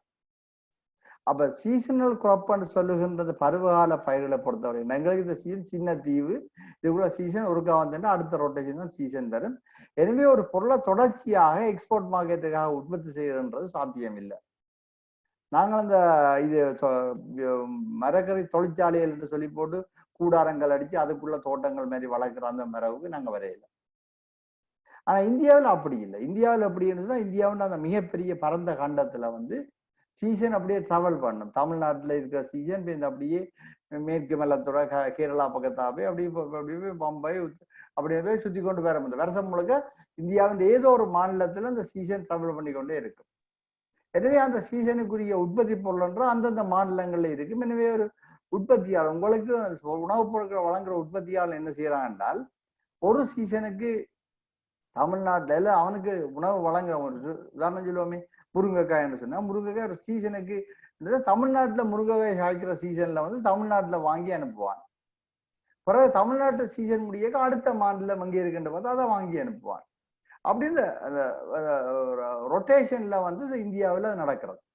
ஏன்னா இந்தியா பெரிய பரந்த கண்ட்ரி, பரந்த நாடு, பருவகாலங்களும் மாறி மாறிக்கொண்டிருக்கும். எனவே அதுக்கு உள்ள செய்யலாம். எங்களுக்கு வந்து இந்த ஏற்றுமதியை ஒரு நோக்கமாக கொண்டு நாங்கள் செய்ய நடக்கும்போதுனா இதுதான் பிரச்சனை. எங்களுக்கு எங்களுடைய விவசாய உற்பத்திகள் பருவகால அடிப்படையிலான விவசாயம் என்றால் அந்த பருவகாலம் முடிஞ்சா எங்களுக்கு சாமானை கொடுக்க இயலாது. அது ஒரு பலவீனமான கட்டமைப்பு தான். எனவே நாங்கள் ஏற்றுமதி துறைக்கு என்ற வகையில சில வேளையில விவசாயத்தை இந்த பருவகாலங்களும் தாண்டியதாக கட்டமைக்க வேண்டியிருக்கு. இன்னும் நாங்கள் அந்த நிலைக்கு நாங்கள் இதுக்குள்ள உள்ளுக்கு போகல. கடல் உணவை பொறுத்தவரையும் வந்து இந்த இறால், முன்பு இறால் தான் முக்கியமாக இருந்த எக்ஸ்போர்ட் ஆகியிருந்தது. பிறகு வேற ஏதாவது இருந்தது. எங்களுக்கு இப்ப நோர்வேயை பொறுத்துக்கொண்டீங்கன்னா உங்களுக்கு நோர்வே இந்த மிகப்பெரிய பொருளாதாரத்தில் ஒன்று கடல் உணவு எக்ஸ்போர்ட். அதுல வந்து இந்த லக்ஸ் மீன்ன்ற மீனை பொறுத்தவரைன்னா அது ஃபார்ம்ல உற்பத்தி செய்யறான். அவனுடைய மிகப்பெரிய ஃபியோட்ன்னு சொல்லுகின்ற அந்த கடல் நீர் ஏரிக்குள்ள மிகப்பெரிய பண்ணையில உருவாக்கி அதுக்குள்ள குஞ்சுகளை போட்டு ஃபார்ம்ல உற்பத்தி செய்யறான். ஒரு அறுவடை செய்யற கலண்டரை வச்சுக்கொண்டு செய்யறான். அப்ப அவனால தொடர்ச்சியாக தன்னுடைய ஏற்றுமதிக்கு தேவையான மீனை வளர்த்து எடுத்து சரியான நிறையில சரியான அளவில ஒரு பெருந்தொகையாக எடுத்து ப்ரோசஸ் பண்ணி எக்ஸ்போர்ட்டுக்கு உங்களுக்கு அனுப்பக்கூடிய இருக்கு. உங்களுக்கு மார்க்கெட்ல கண்டினியூவா அந்த சமன் மீனோ லக்ஸ் மீனோ அப்படி ஏதோ மீன் எல்லாம் உங்களுக்கு கிடைக்கக்கூடிய இருக்கு. எங்களை பொறுத்தவரை நாங்கள் கடல்ல எங்கட பண்ணையில புத்தளம் போன்ற பிரதேசங்கள்ல வந்து இறால் பண்ணை இருந்தது. மட்டக்களப்புல வந்து செரண்டிப் சீ ஃபுட்ன்னு சொல்லிட்டு ஒரு மிகப்பெரிய இறால் பண்ணை இருந்தது. அதுக்கு பிறகு இப்ப இறால் பண்ணை அது எல்லாமே கடல்ல பிடிக்கிற இறால் மட்டும்தான் இருக்கும். அப்ப கடல்ல பிடிக்கிற இறாலின் அளவை வச்சுக்கொண்டு எக்ஸ்போர்ட் மார்க்கெட் ஆர்டரை கொடுக்க நாங்க மீட் பண்ணலாம். நாங்கள் மீன் பிடிக்க போறது வந்து நாங்கள் ரேண்டமா தான் கடலுக்கு போறோம். போய் கிடைக்கிற மீனை கொண்டு வரோமே தவிர டார்கெட் பண்ணி போற மீன் பிடிக்க நாங்கள் மாற இல்லை. எங்களுடைய ஆழ்கடல் மீன்பிடி எங்களுடைய வடக்கு பிரதேசத்துல பருத்தி துறையிலிருந்து ஒரு 25-30 கடல் மைலுக்கு அங்காலதான் மிகப்பெரிய கடல் வளமான பெட்ரோ பேங்க்னு சொல்லி ஒரு ஆழங்குறைஞ்ச பகுதி இருக்குது. நிரம்ப கடல் வளம் மீன்பிடி வளம் இருக்குது. அதை நோக்கிதான் என்ன நடக்குன்னு சொன்னால் இந்தியா, கொரியா, தாய்வான், மலைய இதுல மீன்பிடி கலங்கள், பெரிய கலங்கள் எல்லாம் வந்து மீன்பிடிக்கிட்டு போகுது. நாங்கள் எங்கள்கிட்ட பொறுத்தவரை அந்த இடத்துக்கு போய் அங்கே நின்று மீன் பிடிக்கிறேன்னு சொன்னால் இந்த மல்டி டே போட் அல்லது டேங்க் போட்ன்னு சொல்லுவார்கள் ஊர்ல. அந்த மல்டி டே போட் பல நாட்கள் சொல்றது, அதாவது போய் குறைந்தபட்சம் ஒரு 15-20-25 நாள் இல்ல ஒரு மாசம் நின்று மீனை பிடிச்சு அங்க வச்சு ப்ரோசஸ் பண்ணி சேர்த்து எல்லாம் எடுத்துக்கொண்டு திருப்பி கரைக்கு வருகின்ற அத்தகைய போட்டுகளை நாங்கள் வச்சிருக்க வேணும். ஆனா இதுவரையும் வடபகுதியில எங்களுக்கு சொந்தமாக 3 பழநாள் படகு மட்டும்தான் இருக்குது. ஆனா வடபகுதியில இருந்து வடக்கு கிழக்கு மாகாணத்துல இருந்து செயல்படுகின்ற இயங்குகின்ற பல்நாள் படகுகள் என்று பார்த்தா அப்படி ஒரு 350-400 படகுகள் இருக்குது. மீன்பிடி கலங்கள் இருக்குது. இந்த பருத்தித்துறை அந்த முல்லைத்தீவுக்கு நேர உள்ள அந்த ஆழ்கடல்ல போய் நின்று ஒரு கிழமை 10 நாள் 15 நாள் நின்று மீனை பிடிச்சி கொண்டு வந்ததுக்கு அவையில் அந்த எக்ஸ்போர்ட் குவாலிட்டிக்குரிய அந்த மீன் சேஃபிஷ் என்று சொல்லுகின்ற அல்ல தலைப்பத்துன்னு சொல்லி இவர்கள் ஊர்ல சொல்லுகின்ற அப்படியான மீன்களை மட்டும் பிடிச்சு கொண்டு வருவார்கள் எக்ஸ்போர்ட் குவாலிட்டிக்காக, எக்ஸ்போர்ட் இன்கமுக்காக. அந்த அத்தகைய படகுகளோட இன்வெஸ்ட்மெண்ட் வந்து இப்பயும் ஒரு எங்கட இலங்கை காசுக்கு பார்த்தா ஒரு 3 கோடி தொகை 4 கோடி ரூபாய் வருது. ஆனா இது கடந்த காலத்துல யுத்தம், மீன்பிடி தடை, பல்வேறு காரணங்களால எங்களுடைய மீன்பிடி பொருளாதாரம் மிக மோசமாக பாதிக்கப்பட்டிருந்தபடியினால அந்த துறையில எல்லாம் கரையோர மீன்பிடிக்கையே நாங்கள் நின்று கொண்டோம். இப்ப நாங்கள் என்ன செய்ய வேண்டியிருக்குன்னா இந்த ஆழ்கடல் மீன்பிடிக்கு போக வேண்டியிருக்குன்னா கரையோர மீன்பிடி வளம் முற்றாக சிதைஞ்சு போயிட்டு செஞ்சு போன நிலைமையில நடக்குன்னா ஆழ்கடல் மீன்பிடிக்கு போகணும். ஆழ்கடல் மீன்பிடிக்கு போகணும் என்றால் இந்த ஆழ்கடல் மீன்பிடி படகுகளை நாங்கள் வாங்க வேண்டும். வல்லோட்டுத்துறையில உள்ள சில அன்பர்கள் இந்த முயற்சியில தாங்கள் ஒரு கூட்டாக செயற்படலாம் என்று முயற்சிக்கிறோம். என்றால் ஒரு படகு வாங்குவதற்கு வாங்கி கடலுக்கு இறக்குறேன்னு சொன்னா 3 துவக்க 4 கோடி ரூபாய், 30 துவக்க 40 மில்லியன் தேவைப்படும் எல்லாத்துக்கும் சேர்த்து. ஆனா அந்த காசு ஒரு வருஷத்துக்கு இல்ல 1.5 வருஷத்துக்கு 2 வருஷத்துக்கு ரிக்கவர் பண்ணிடுறோம் முழு காசும். அந்த சொலிட் இன்கம் அது. எனவே நாங்கள் அதுல ஆர்வம் உள்ளவர்கள் நீங்கள் கம்பெனிகளாகவே நீங்கள் முதலீடு செய்யலாம். நீங்கள் அப்படியான படகுகளை வாங்கி இங்க உள்ளூர்ல ஒரு கம்பெனியை கேட்டால் நீங்கள் மேனேஜ் பண்ணி ஃபிஷிங் செய்து எங்களுக்கு ரிட்டர்ன் தருவீங்கன்னு சொன்னால் அப்படியான ஒழுங்குகளை செய்யறதுக்கு ஆர்வம் உள்ள சிலர் இப்ப முன் வந்திருக்கிறோம். அப்ப என்னன்னா எங்கட பிரச்சனை இதுதான். எங்கட விவசாயமா இருக்கலாம், கடல் வளமா இருக்கலாம். இப்ப உங்களுக்கு அரிசிமா கொஞ்சம் வருது, கொஞ்சம் உளுந்து வருது, எண்ணெய் வருதுன்னு சொன்னா அதெல்லாம் ஒரு ஸ்மால் ஸ்கேல்ல ஒவ்வொருத்தரும் செய்கின்ற விஷயங்களே தவிர மிக பெரிய அளவில் ஒரு எக்ஸ்போர்ட்டாக செய்யறதுக்கு எங்களுடைய அடிப்படை ஸ்ட்ரக்சரும் மாற வேண்டி இருக்குது. எங்களுடைய தொழில் முனைவு ப்ரோசஸிங் இண்டஸ்ட்ரியும் அந்த EU அல்லது அமெரிக்கன் ஸ்டாண்டர்டுக்கு மாற வேண்டி இருக்குது. அந்த ரெண்டும் நடந்தா தான் உங்களுக்கு ரெகுலராக எங்களுக்கு தெரியும் 1.5 மில்லியன் மக்கள் புலம்பெயர் மக்கள், அதாவது வடமாகாணத்தினுடைய சனத்தொகையை விட கூட ஜனம் புலம்பெயர் தேசத்துல இருக்கிறீங்க, கனடா தேசத்துல இருக்கிறீங்க, லண்டன்ல இருக்கிறீங்க. எனவே எங்களுக்கு ஒரு எத்னிக் மார்க்கெட் அங்க முக்கியமாக இருக்குது. அந்த எத்னிக் மார்க்கெட்டை கேப்சர் பண்ணேக்க சும்மா நாங்க அப்படி ஏதோ ஒரு கூரியர் சர்வீஸுக்காக சின்ன அளவில் அனுப்புறோமே தவிர பெரிய அளவில் அனுப்புறதுக்கு நாங்கள் இன்னும் இனித்தான் இதுதான் நினைக்கிறேன். இது ரைட் டைம். நாங்கள் எல்லாரும் வித்தியாசமா சிந்திச்சு நாங்கள் அதை கொண்டு வர்றதுக்கு நாங்கள் அந்த வயதை கொரோனாவுக்கு கூட நன்றி சொல்லணும். நாங்கள் இப்படி ஒரு சிந்தனையை சொல்றதுக்கான சூழலை கொண்டு வந்தாங்க. நான் நண்பர்களுக்கு ஒரு சின்ன நான் 8 மணிக்கு எனக்கு இன்னும் ஒரு ப்ரோக்ராம் இருக்கும். அதுக்கு மேல் முக்கியமான கருத்துக்களை நாங்கள் பரிமாறுவோமா? ஓ முரளி அண்ணா, நீங்க இது கேள்வி கேட்கணும் கை இதண்டி இருக்கிறீங்க, கேளுங்கண்ணா.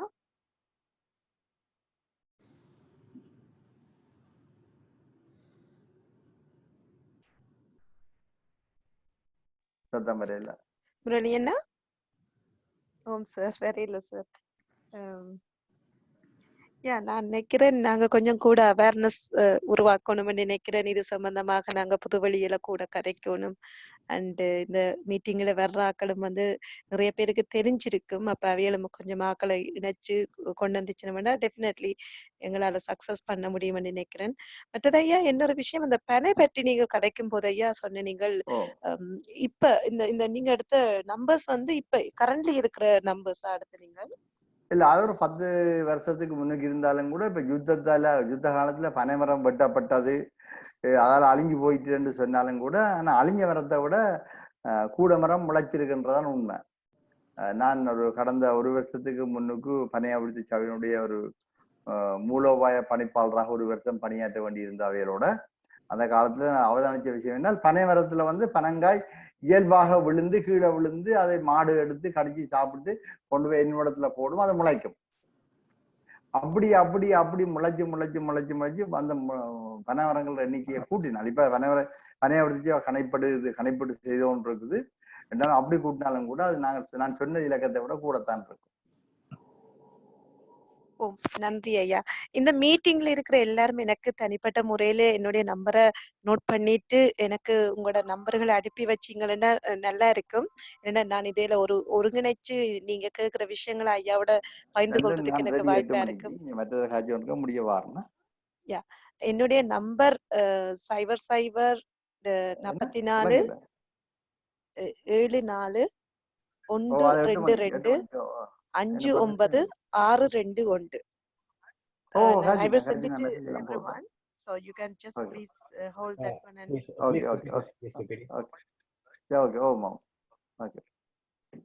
please repeat the number, please. No, I will just send it you through message, like that you can able to cut it. Please send your numbers to me, then I can able to contact everyone.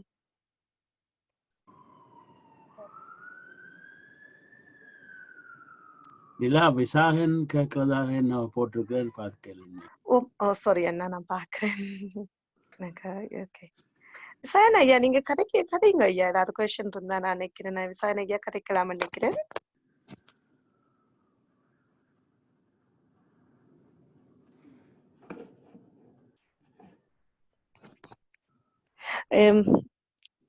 Okay.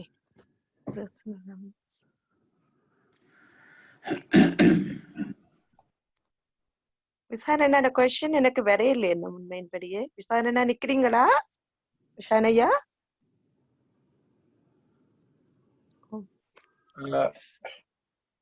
நான் Daniel. நாங்க போன முறை கடைசி போன எங்களோட சந்திப்புல நாங்க அந்த வீட்டு தோட்டங்களை பற்றி பேசியிருந்தாங்க.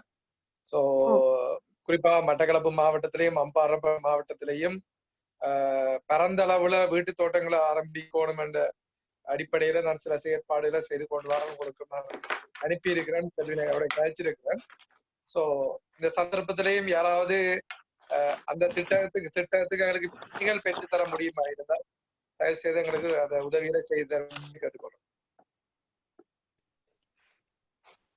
உண்மையில இப்ப டேனியல் மட்டக்களப்புல இருந்து வேலை செய்யணும். மட்டக்களப்புலையும் உள்ள எல்லாம் உணவு பாதுகாப்பு என்ற விஷயத்துல முக்கியமானது என்ன, மட்டக்களப்பின் புவியியல் விளங்கின உங்களுக்கு தெரியும், பெரும்பாலான பொருளாதாரம் வந்து நெல் பொருளாதாரம் தான், இல்லை கடல் வள பொருளாதாரம்.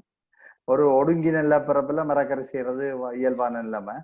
அதுவும் கூட மட்டக்களப்பு நகரத்திலிருந்து கல்முனை நோக்கின பகுதியில ஒரு கொஞ்சம் இடத்துலையும், இங்கே வாழைச்சின பக்கம் கொஞ்சம் இடத்துலையும் மட்டும்தான் இருக்குது.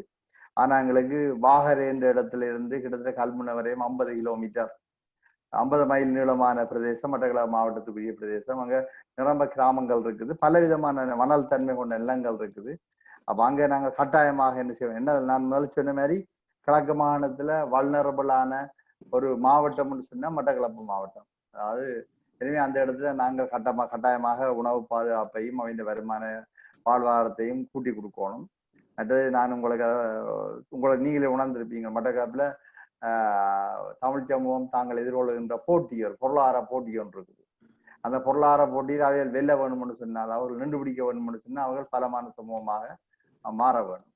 எனவே அந்த வகையில வீட்டு தோட்டம் ஒரு முக்கியமானதாகவும் பிற்காலத்துல அடுத்தடுத்த கட்டமாக அங்களுடைய விவசாயத்தை வலுவூற்றுறது எப்படி என்றதை பற்றியும் நாங்கள் பேச வேண்டி இருக்கும். எதிர்காலத்துல டேனியல் ஒரு நாளைக்கு இதை டீட்டெயிலாக எங்களுக்கு சொல்லலாம். என்ன டேனியல்?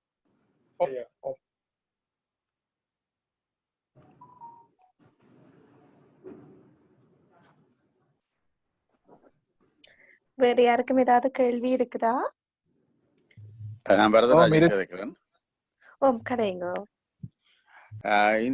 இந்த விஷயங்கள்ல இப்ப இந்த தொழிலறம் பற்றி சொன்னீங்க, மற்றது இந்த சீவகன் கேட்ட கேள்வி தொடர்பான இந்த காணி விஷயங்கள், மற்றது அதுக்கு தொழிலுக்கு வருபவர்கள் பற்றி சொன்னீர்கள். இதை பற்றி இந்த பொதுவா இந்த ஊடகங்கள், பொதுவா தாயத்தில் உள்ள ஊடகங்கள் எவ்வளவு தூரத்துக்கு இந்த விஷயத்துல விழிப்புணர்வை ஏற்படுத்துகின்றன, எந்த அளவு தூரத்துக்கு பங்களிக்கின்றன என்று சொல்வீங்களா? கணக்க விஷயங்கள் உள்ளூர்ல பகிரங்கமாக பேசப்படுவதில்லை. காணி விஷயங்கள் கூட சில வழியில நாங்கள் சில விஷயங்களை ஒழுங்கமைக்கிறோம் என்றது கூட எங்களுக்கு எதிராக நிற்கிறவருக்கு வந்து கூட ஆக்டிவாக அலர்டாக போறதாக இருக்கலாம். அப்படி ஒரு சிக்கலும் எங்களுக்கு இருக்குது. அப்ப சில விஷயங்கள் கொஞ்சம் மௌன புரட்சியாக தான் செய்ய வேண்டி இருக்கும், அல்லது எங்களுக்குள்ள ஒரு இன்டர்னலாக அந்த பிரச்சனை கொண்டு இருக்கு.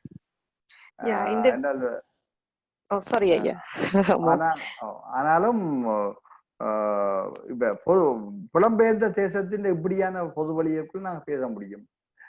என்னாவது பிரச்சனை இல்லை. ஓரளவுக்கு உள்ளூர் பத்திரிகையில எழுதி அதுக்கு நாங்கள் ஒரு கல் எறிஞ்சா அப்ப அது மற்ற பக்கம் தான் கூட ரியாக்ட் பண்ணப்படும். எங்கட பக்கம் அது பெருசா எருமை மாட்டுக்கு மீத வளவஞ்சுதான் தான் இருக்கும். அப்படியே சீக்கிரம் ஒன்று இருக்கு அது நடைமுறையில. எனவேதான் அது இங்க பெருசாக அது தூண்டப்படுறதில்ல. ஆனா இப்ப இளைஞர் மத்தியில இந்த பேஸ்புக் வந்த பிறகு அல்லது சமூக ஊடகங்கள் வந்த பிறகு கொஞ்சம் கொஞ்சம் அந்த விஷயம் உள்ளால அவைகளுக்குள்ளால அப்படியே நீருக்கடியில் நடக்கின்ற ஒரு இது மாதிரி நடந்து கொண்டு இருக்குது. இது நார்மலி இப்ப இது கொஞ்சம் அண்டர்ஸ்டாண்ட் பண்ணக்கூடியதா தான் இருக்கு எங்களுக்கு. என்னன்னா நாங்கள் இவ்வளவு காலம் எதிர்நோக்கின பிரச்சனைகளை பார்க்கும்போது பொதுவா எங்களுக்கு இது கொஞ்சம் விளங்கக்கூடியதா தான் இருக்குன்னு நினைக்கிறேன். ஐயா, மற்றது நன்றி. இப்ப விவசாயம் பற்றிய நாங்கள் இப்ப எந்தெந்த விதைகள் வந்து எந்தெந்த இடத்துல பயிரிட்டா கூட விளைச்சலை தரும் என்ற தெளிவு நான் நினைக்க எங்களுக்கு கொஞ்சம் எல்லாருக்கும் அதை பற்றின ஒரு அறிவு குறைவாத்தான் இருக்குது. இப்ப அதை பற்றி எங்களுக்கு கொஞ்சம் விளக்கம் தர முடியுமா? ஏனென்றால் அந்த அப்படியே ஒரு விஷயத்த சொல்றதுக்கான தகுதியோ அறிவோ புலமையோ எனக்கு இல்லை. நம்மளா சொல்லணும். ஏன் நான் ஒரு பொது ஆள் தான், விவசாய இது இல்லை. நாங்கள் இன்னும் 2-3 நாளைக்குள்ள அதை பற்றி அந்த கட்லாக் கொண்டு நாங்கள் தயாரிச்சு முடிச்சிடுவோம். அந்த விவசாயத்தோட துறையோடு சம்பந்தப்பட்ட அனுபவஸ்தர்கள் துறை சார்ந்தவர்களை வச்சுக்கொண்டு எங்களோட பிரதேசங்கள்ல இந்த விஷயங்களை போடலாம்ன்ற கேட்லாக்கை நாங்கள் பெரும்பாலும் தயாரிச்சு முடிச்சிடுவோம். அதுக்கு பிறகு நாங்கள் அதை ஷேர் பண்ணலாம் உங்களுக்கு. சரியா? நான் ஆல்ரவுண்டர் நான் சொல்லக்கூடாது இல்லையா?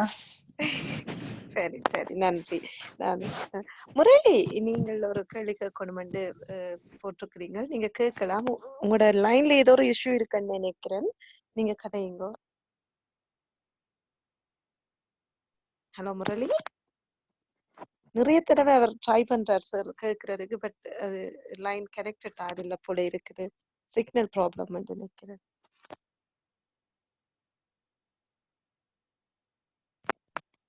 வேற யாருக்கும் ஏதாவது கேள்வி இருக்குதா?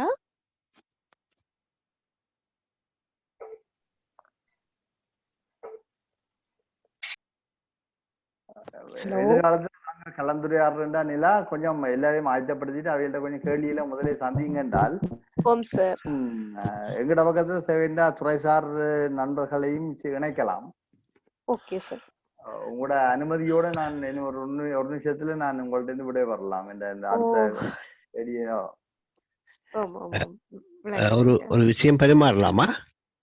நிச்சயமா. நான் கேள்விப்பட்டேன் சார், இந்த நாமே நமக்கு என்ற ஒரு பேஸ்புக் மூலம் எங்கெங்க விதை பொருட்கள் இருக்கின்றன எவ்வாறு பெற்றுக் கொள்ளலாம் என்ற ஒரு சேவை நடைபெறுவதாக அப்படி எப்படி இருக்கிறதா சார் அங்க எங்கட புலத்துல நாமே நமக்கு என்ற ஒரு பேஸ்புக் மூலம்? அதுல வந்து நாமே நமக்கு என்ற அந்த பேஸ்புக் வந்து ஒரு பரவலாக எல்லாரையும் இணைக்கிறதுக்காக உருவாக்கப்பட்ட ஒரு பேஸ்புக். அதுல எல்லாரும் அந்த செய்திகளை நாங்கள் பரிமாறிக்கொண்டிருக்கோம். அதுக்குள்ள நிரம்ப தொடர்புகள் உருவாக்கப்பட்டு கொண்டிருக்குது.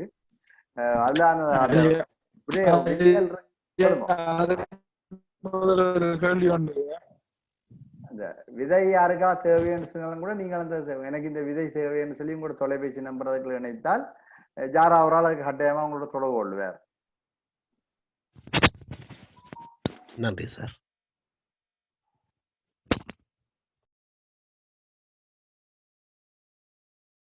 மிக்க நன்றி செல்வின். இவ்வளவு நேரம் வந்து எங்களுக்கு சரியான விஷயங்களை சொன்னதுக்கும் தொடர்ந்து சந்திப்போம் நினைக்கிறோம். நல்லது.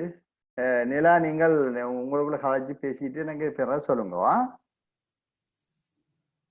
நிலா. நிச்சயமா நிச்சயமா நிச்சயமா சார், நிச்சயமா நிச்சயமா. நன்றி. நான் விளக்குறேன்னா. Okay sir, thank you sir. Thank you.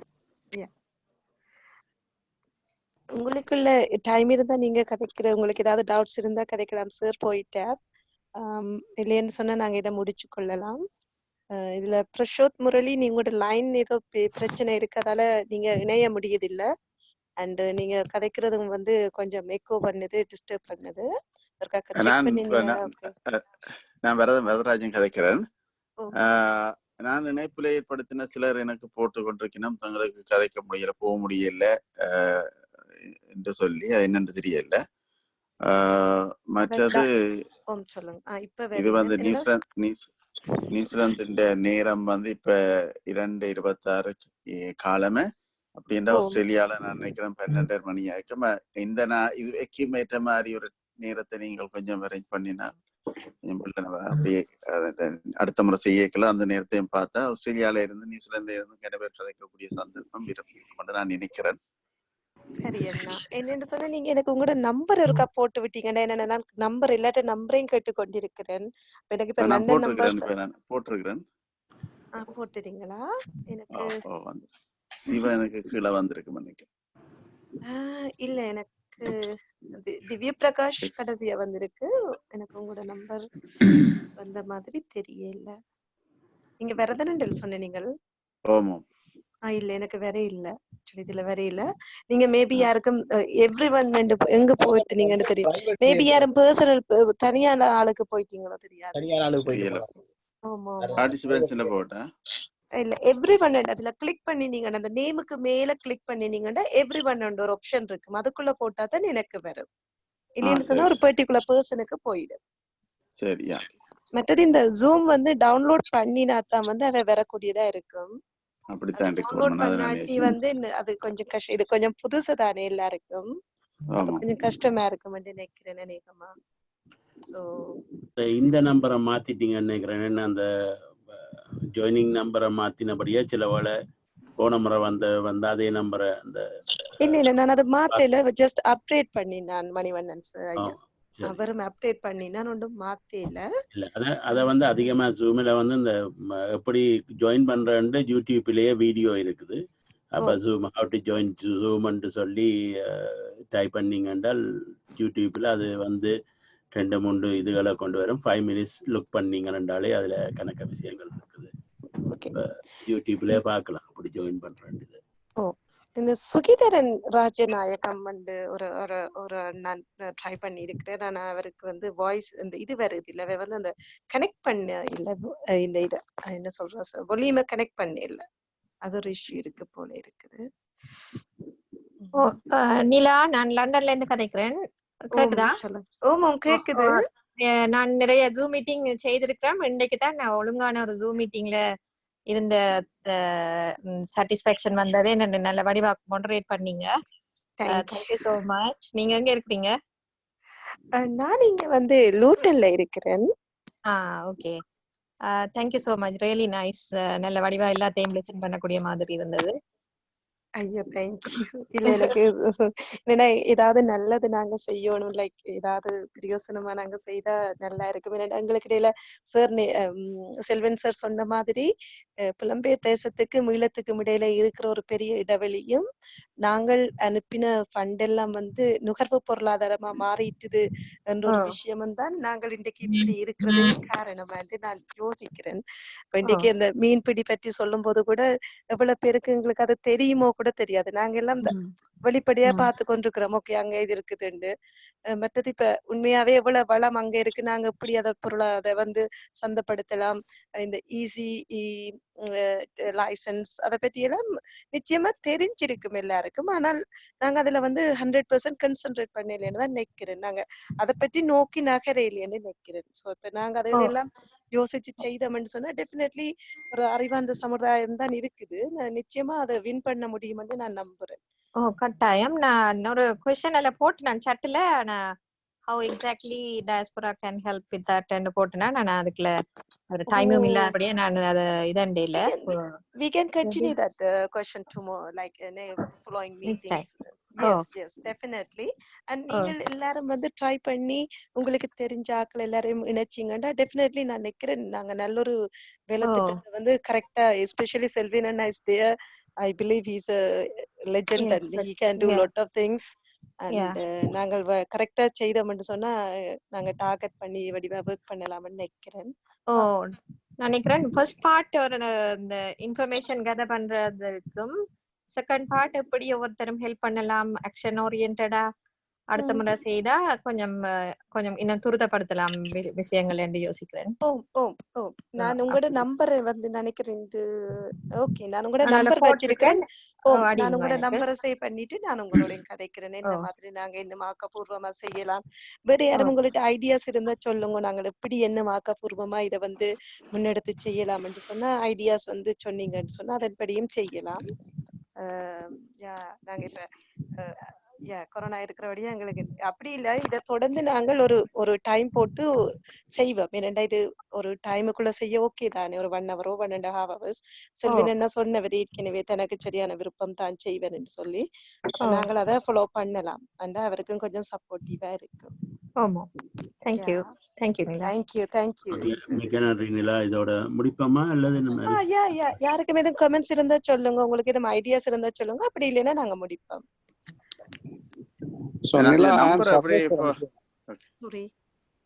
Hello நிலா, நான் சர்வேஸ்வரன், யாழ்ப்பாணத்துல இருந்து. ஆக்சுவலா நீங்க முடிக்க போறீங்க, நான் இப்பதான் இதுக்குள்ள ஜாயின் பண்ணினேன். அதனால நான் சத்தம் போடாம கேட்டுக்கொண்டு தான் என்ன நடந்ததுன்னு எனக்கு தெரியாது. சரி அண்ணா, சரி அண்ணா. ஆனால் செல்வி நீங்க சொல்றது இங்க ஜப்பான்ல இருக்கிற செல்வி சொல்றீங்க. ஓம் ஓம் ஓம் சர்வேஸ் அண்ணா செல்வன் சார் போயிட்டார். ஆனா அவரைத்தான் சொல்றேன். ஓம் ஓம். Okay okay. நான் அவரோட நிறைய விஷயம் நாங்கள் பேசிட்டு தான் இருக்கிறோம் ஆல்வேஸ். எனக்கு இப்ப இன்றைக்கு நீங்க பேசின சப்ஜெக்ட் எனக்கு தெரியாது. ஆனா என்ன ஒன்று சொன்னால் இன்னொரு சப்ஜெக்ட் வந்து எங்களுக்கு மிக முக்கியமானது. நாங்கள் யாருமே இதுவரைக்கும் அது பற்றி யோசிக்கல. அதாவது ஒரு ஃபவுண்டேஷன் ஸ்ட்ராங்கா இருந்தா தான் சூப்பர் ஸ்ட்ரக்சர் இருக்கும். எங்களுக்கு மிக வேகமாக இலங்கை தமிழ் மக்களுடைய தொகை வந்து வீழ்ச்சி அடைஞ்சு கொண்டிருக்கு. மக்கள் வேகமாக குறையுது. ஒரு சின்ன ஒரு எக்ஸாம்பிள் உங்களை சொல்றேன்.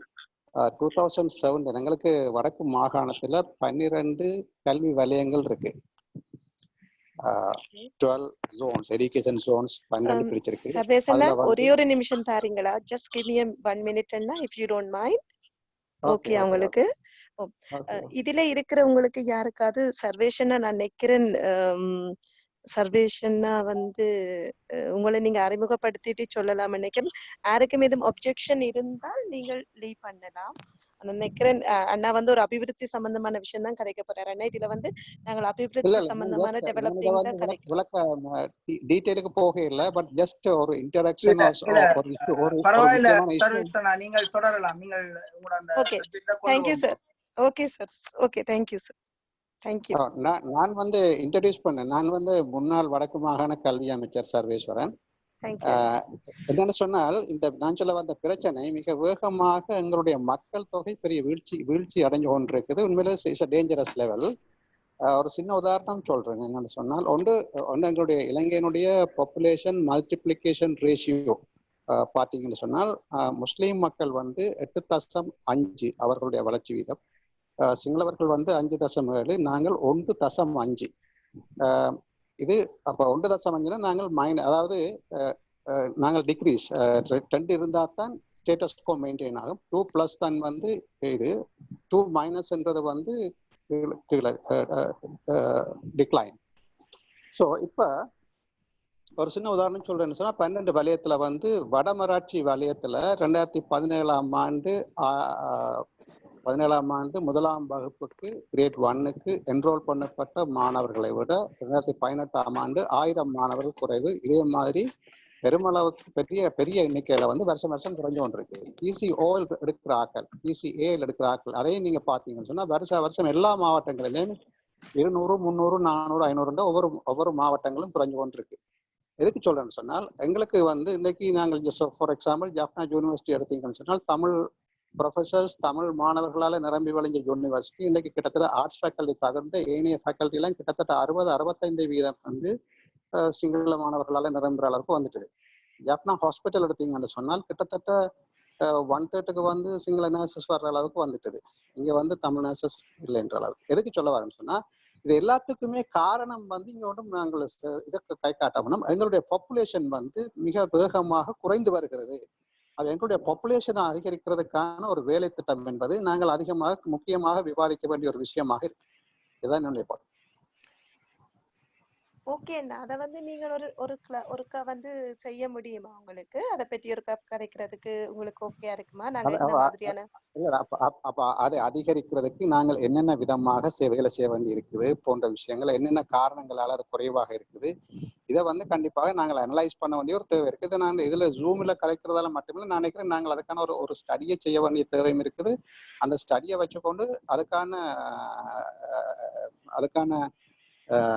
தீர்வு என்னன்றதையும் நாங்கள் பார்க்க வேண்டியிருக்கு. ஆக்சுவலா இந்த தீர்வு என்பது ஒரு குறிப்பிட்ட ஒரு இதுக்குள்ள இது ஒரு மல்டி ப்ரோன் ஆக்டிவிட்டியா இருக்க வேண்டியிருக்கு. அது பல முனைகள்ல இதை நாங்கள் செய்ய வேண்டியிருக்கு. இன்க்ளூடிங் என்னை பொறுத்த வரைக்கும் என்னுடைய அனுபவத்துல என்ன சொல்லணும்னு சொன்னால் ப்ரொவின்சியல் கவர்மெண்ட் ஒன்று இருந்துச்சுன்னு சொன்னால் ப்ரொவின்சியல் கவர்மெண்ட்டும் அட் த சேம் டைம் ஒரு என்ன சொல்றது அதனுடைய பார்ட்னர்ஸாக வந்து NGO மாதிரியான சில அமைப்புகளும் இருந்தது. நான் செய்ய வேண்டியிருக்கும். எல்லாத்தையுமே நாங்கள் செய்யக்கூடிய மாதிரி இருக்கும். சில எங்களால் செய்ய முடியாத விஷயங்கள் அவங்க செய்யக்கூடிய மாதிரி இருக்கும். ஸோ அதுக்குள்ள ஒரு கோஆப்ரேஷனை வச்சு ஒன்று செய்ய வேண்டியிருக்கும். ரெண்டாவது இது வந்து பல முனைகளை செய்யணும். மக்களுடைய வாழ்வாதாரத்தை அதிகரிக்கிற ஒரு விஷயம். மற்றது இதுக்கான ஒரு கேம்பெயின் விழிப்புணர்வை கொண்டு வர ஒரு விஷயம். கல்வி வேலை வாய்ப்பு மாதிரியான விஷயங்களை நாங்கள் எந்த அளவுக்கு அவர்களுக்கு கொடுக்குறோம், அவைக்கு அவைகளுக்கு ஒரு நம்பிக்கையை கொடுக்குறோம். மற்றது நாட்டை விட்டு ஓடுவதை குறைப்பது. என்பதற்கு இன்னும் வந்து வெளிநாட்டை பற்றி ஓடுறதும் அதுக்கான கனவிலையும் இருக்கக்கூடிய மக்கள் தான் நீங்க கணிசமாக இளைஞர் யுவதிகள் இருக்கணும். இன்னும் சொல்லப்போனா யுவதிகள் எடுத்துக்கொண்டா இலங்கையில கல்யாணம் கட்டுறேன்னு சொன்னா அரசாங்க உத்தியோகத்து மாப்பிள்ளையா இருக்கணும், இல்லைன்னா வெளிநாட்டு மாப்பிள்ளையா இருக்கணும்ன்றது நிறைய பேர் வந்து கல்யாணம் கட்டிட்டு போறதுன்னு இருக்கு. நான் சொல்ல அதை கட்டக்கூடாதுன்னு சொல்லல, அதை போடக்கூடாதுன்னு சொல்லல. பட் அந்த அதுவும் ஒரு காரணமாக இருக்கு. அப்ப நாங்க பல முனைகள்ல அவர்கள் இங்கேயே வாழலாம், நன்றாக வாழலாம் என்கிற ஒரு நிலைமை ஏற்படுத்த வேண்டியது இருக்கு. ஆகவே இதுக்கு நாங்கள் பல முனைகளை செயற்பட வேண்டியிருக்கு. இதை நாங்கள் சரியா இருக்கா ஸ்டடி பண்ணிட்டு இதுக்கான ஒரு தீர்வை கண்டவன்னு சொன்னா தான், இல்லைன்னு சொன்னா எங்களுடைய அத்திவாரங்களே ஆட்டம் கட்டுரும். ஏற்கனவே ஆட்டம் காணுது. உதாரணமா நீங்க யாழ்ப்பாண மாவட்டத்தினுடைய 81ஆம் ஆண்டு பாப்புலேஷன் வந்து 8.25 லட்சம். இன்றைக்கு 39 வருஷம் கழிச்சு இன்றைக்கு 6.5 லட்சம். இன்றைக்கு இருக்க வேண்டியது கிட்டத்தட்ட 16-17 லட்சம். சரியா? இது வந்து நாங்க சொல்றது நாங்கள் மிச்சம் எல்லாத்தையும் மற்ற விஷயங்கள் செய்யணும் பரலலா. பட் இதுவும் வந்து பரலலாக முக்கியத்துவம் கொடுத்து கவனிக்க வேண்டிய ஒரு விஷயம். இதை பற்றி நாங்கள் எனக்கு தெரிஞ்சு பெருமளவு ஆட்கள் இதை பற்றி யோசிக்கல. சர்வேஸ்வரன் அவர்களுக்கு இன்றைக்கு வந்தது எங்களுக்கு ஒரு மகிழ்ச்சியா இருக்கு. நல்ல ஒரு சந்தர்ப்பம் இன்றைக்கு அவருடைய குரலையும் கேட்டு அவருடைய கருத்தையும் கேட்கக்கூடிய மாதிரி நீங்க அவருக்கும் ஒரு எப்படி ஒரு ஒன்றை நீங்கள் ஒழுங்குபடுத்தினீங்கன்னு சொன்னால் கல்வி சம்பந்தமா கனவேர் உதவி செய்யறவை எல்லாம் இருக்கு. இப்போ ஆஸ்திரேலியா, நான் நியூசிலாந்து இருந்து கதைக்கிறேன். ஆஸ்திரேலியால எல்லாம் இந்த பழைய மாணவர்கள் எல்லாம் நல்ல திட்டங்கள் எல்லாம் வச்சு செய்து கொண்டிருக்கணும். அப்படியானவை எல்லாம் இதுல கலந்து கொள்ளைக்குள்ள கன விஷயங்கள் பேசக்கூடியதா இருக்கும். அதுல பல துறை சார்ந்தவர்கள் இருக்கிறார்கள், பழைய மாணவர்கள்.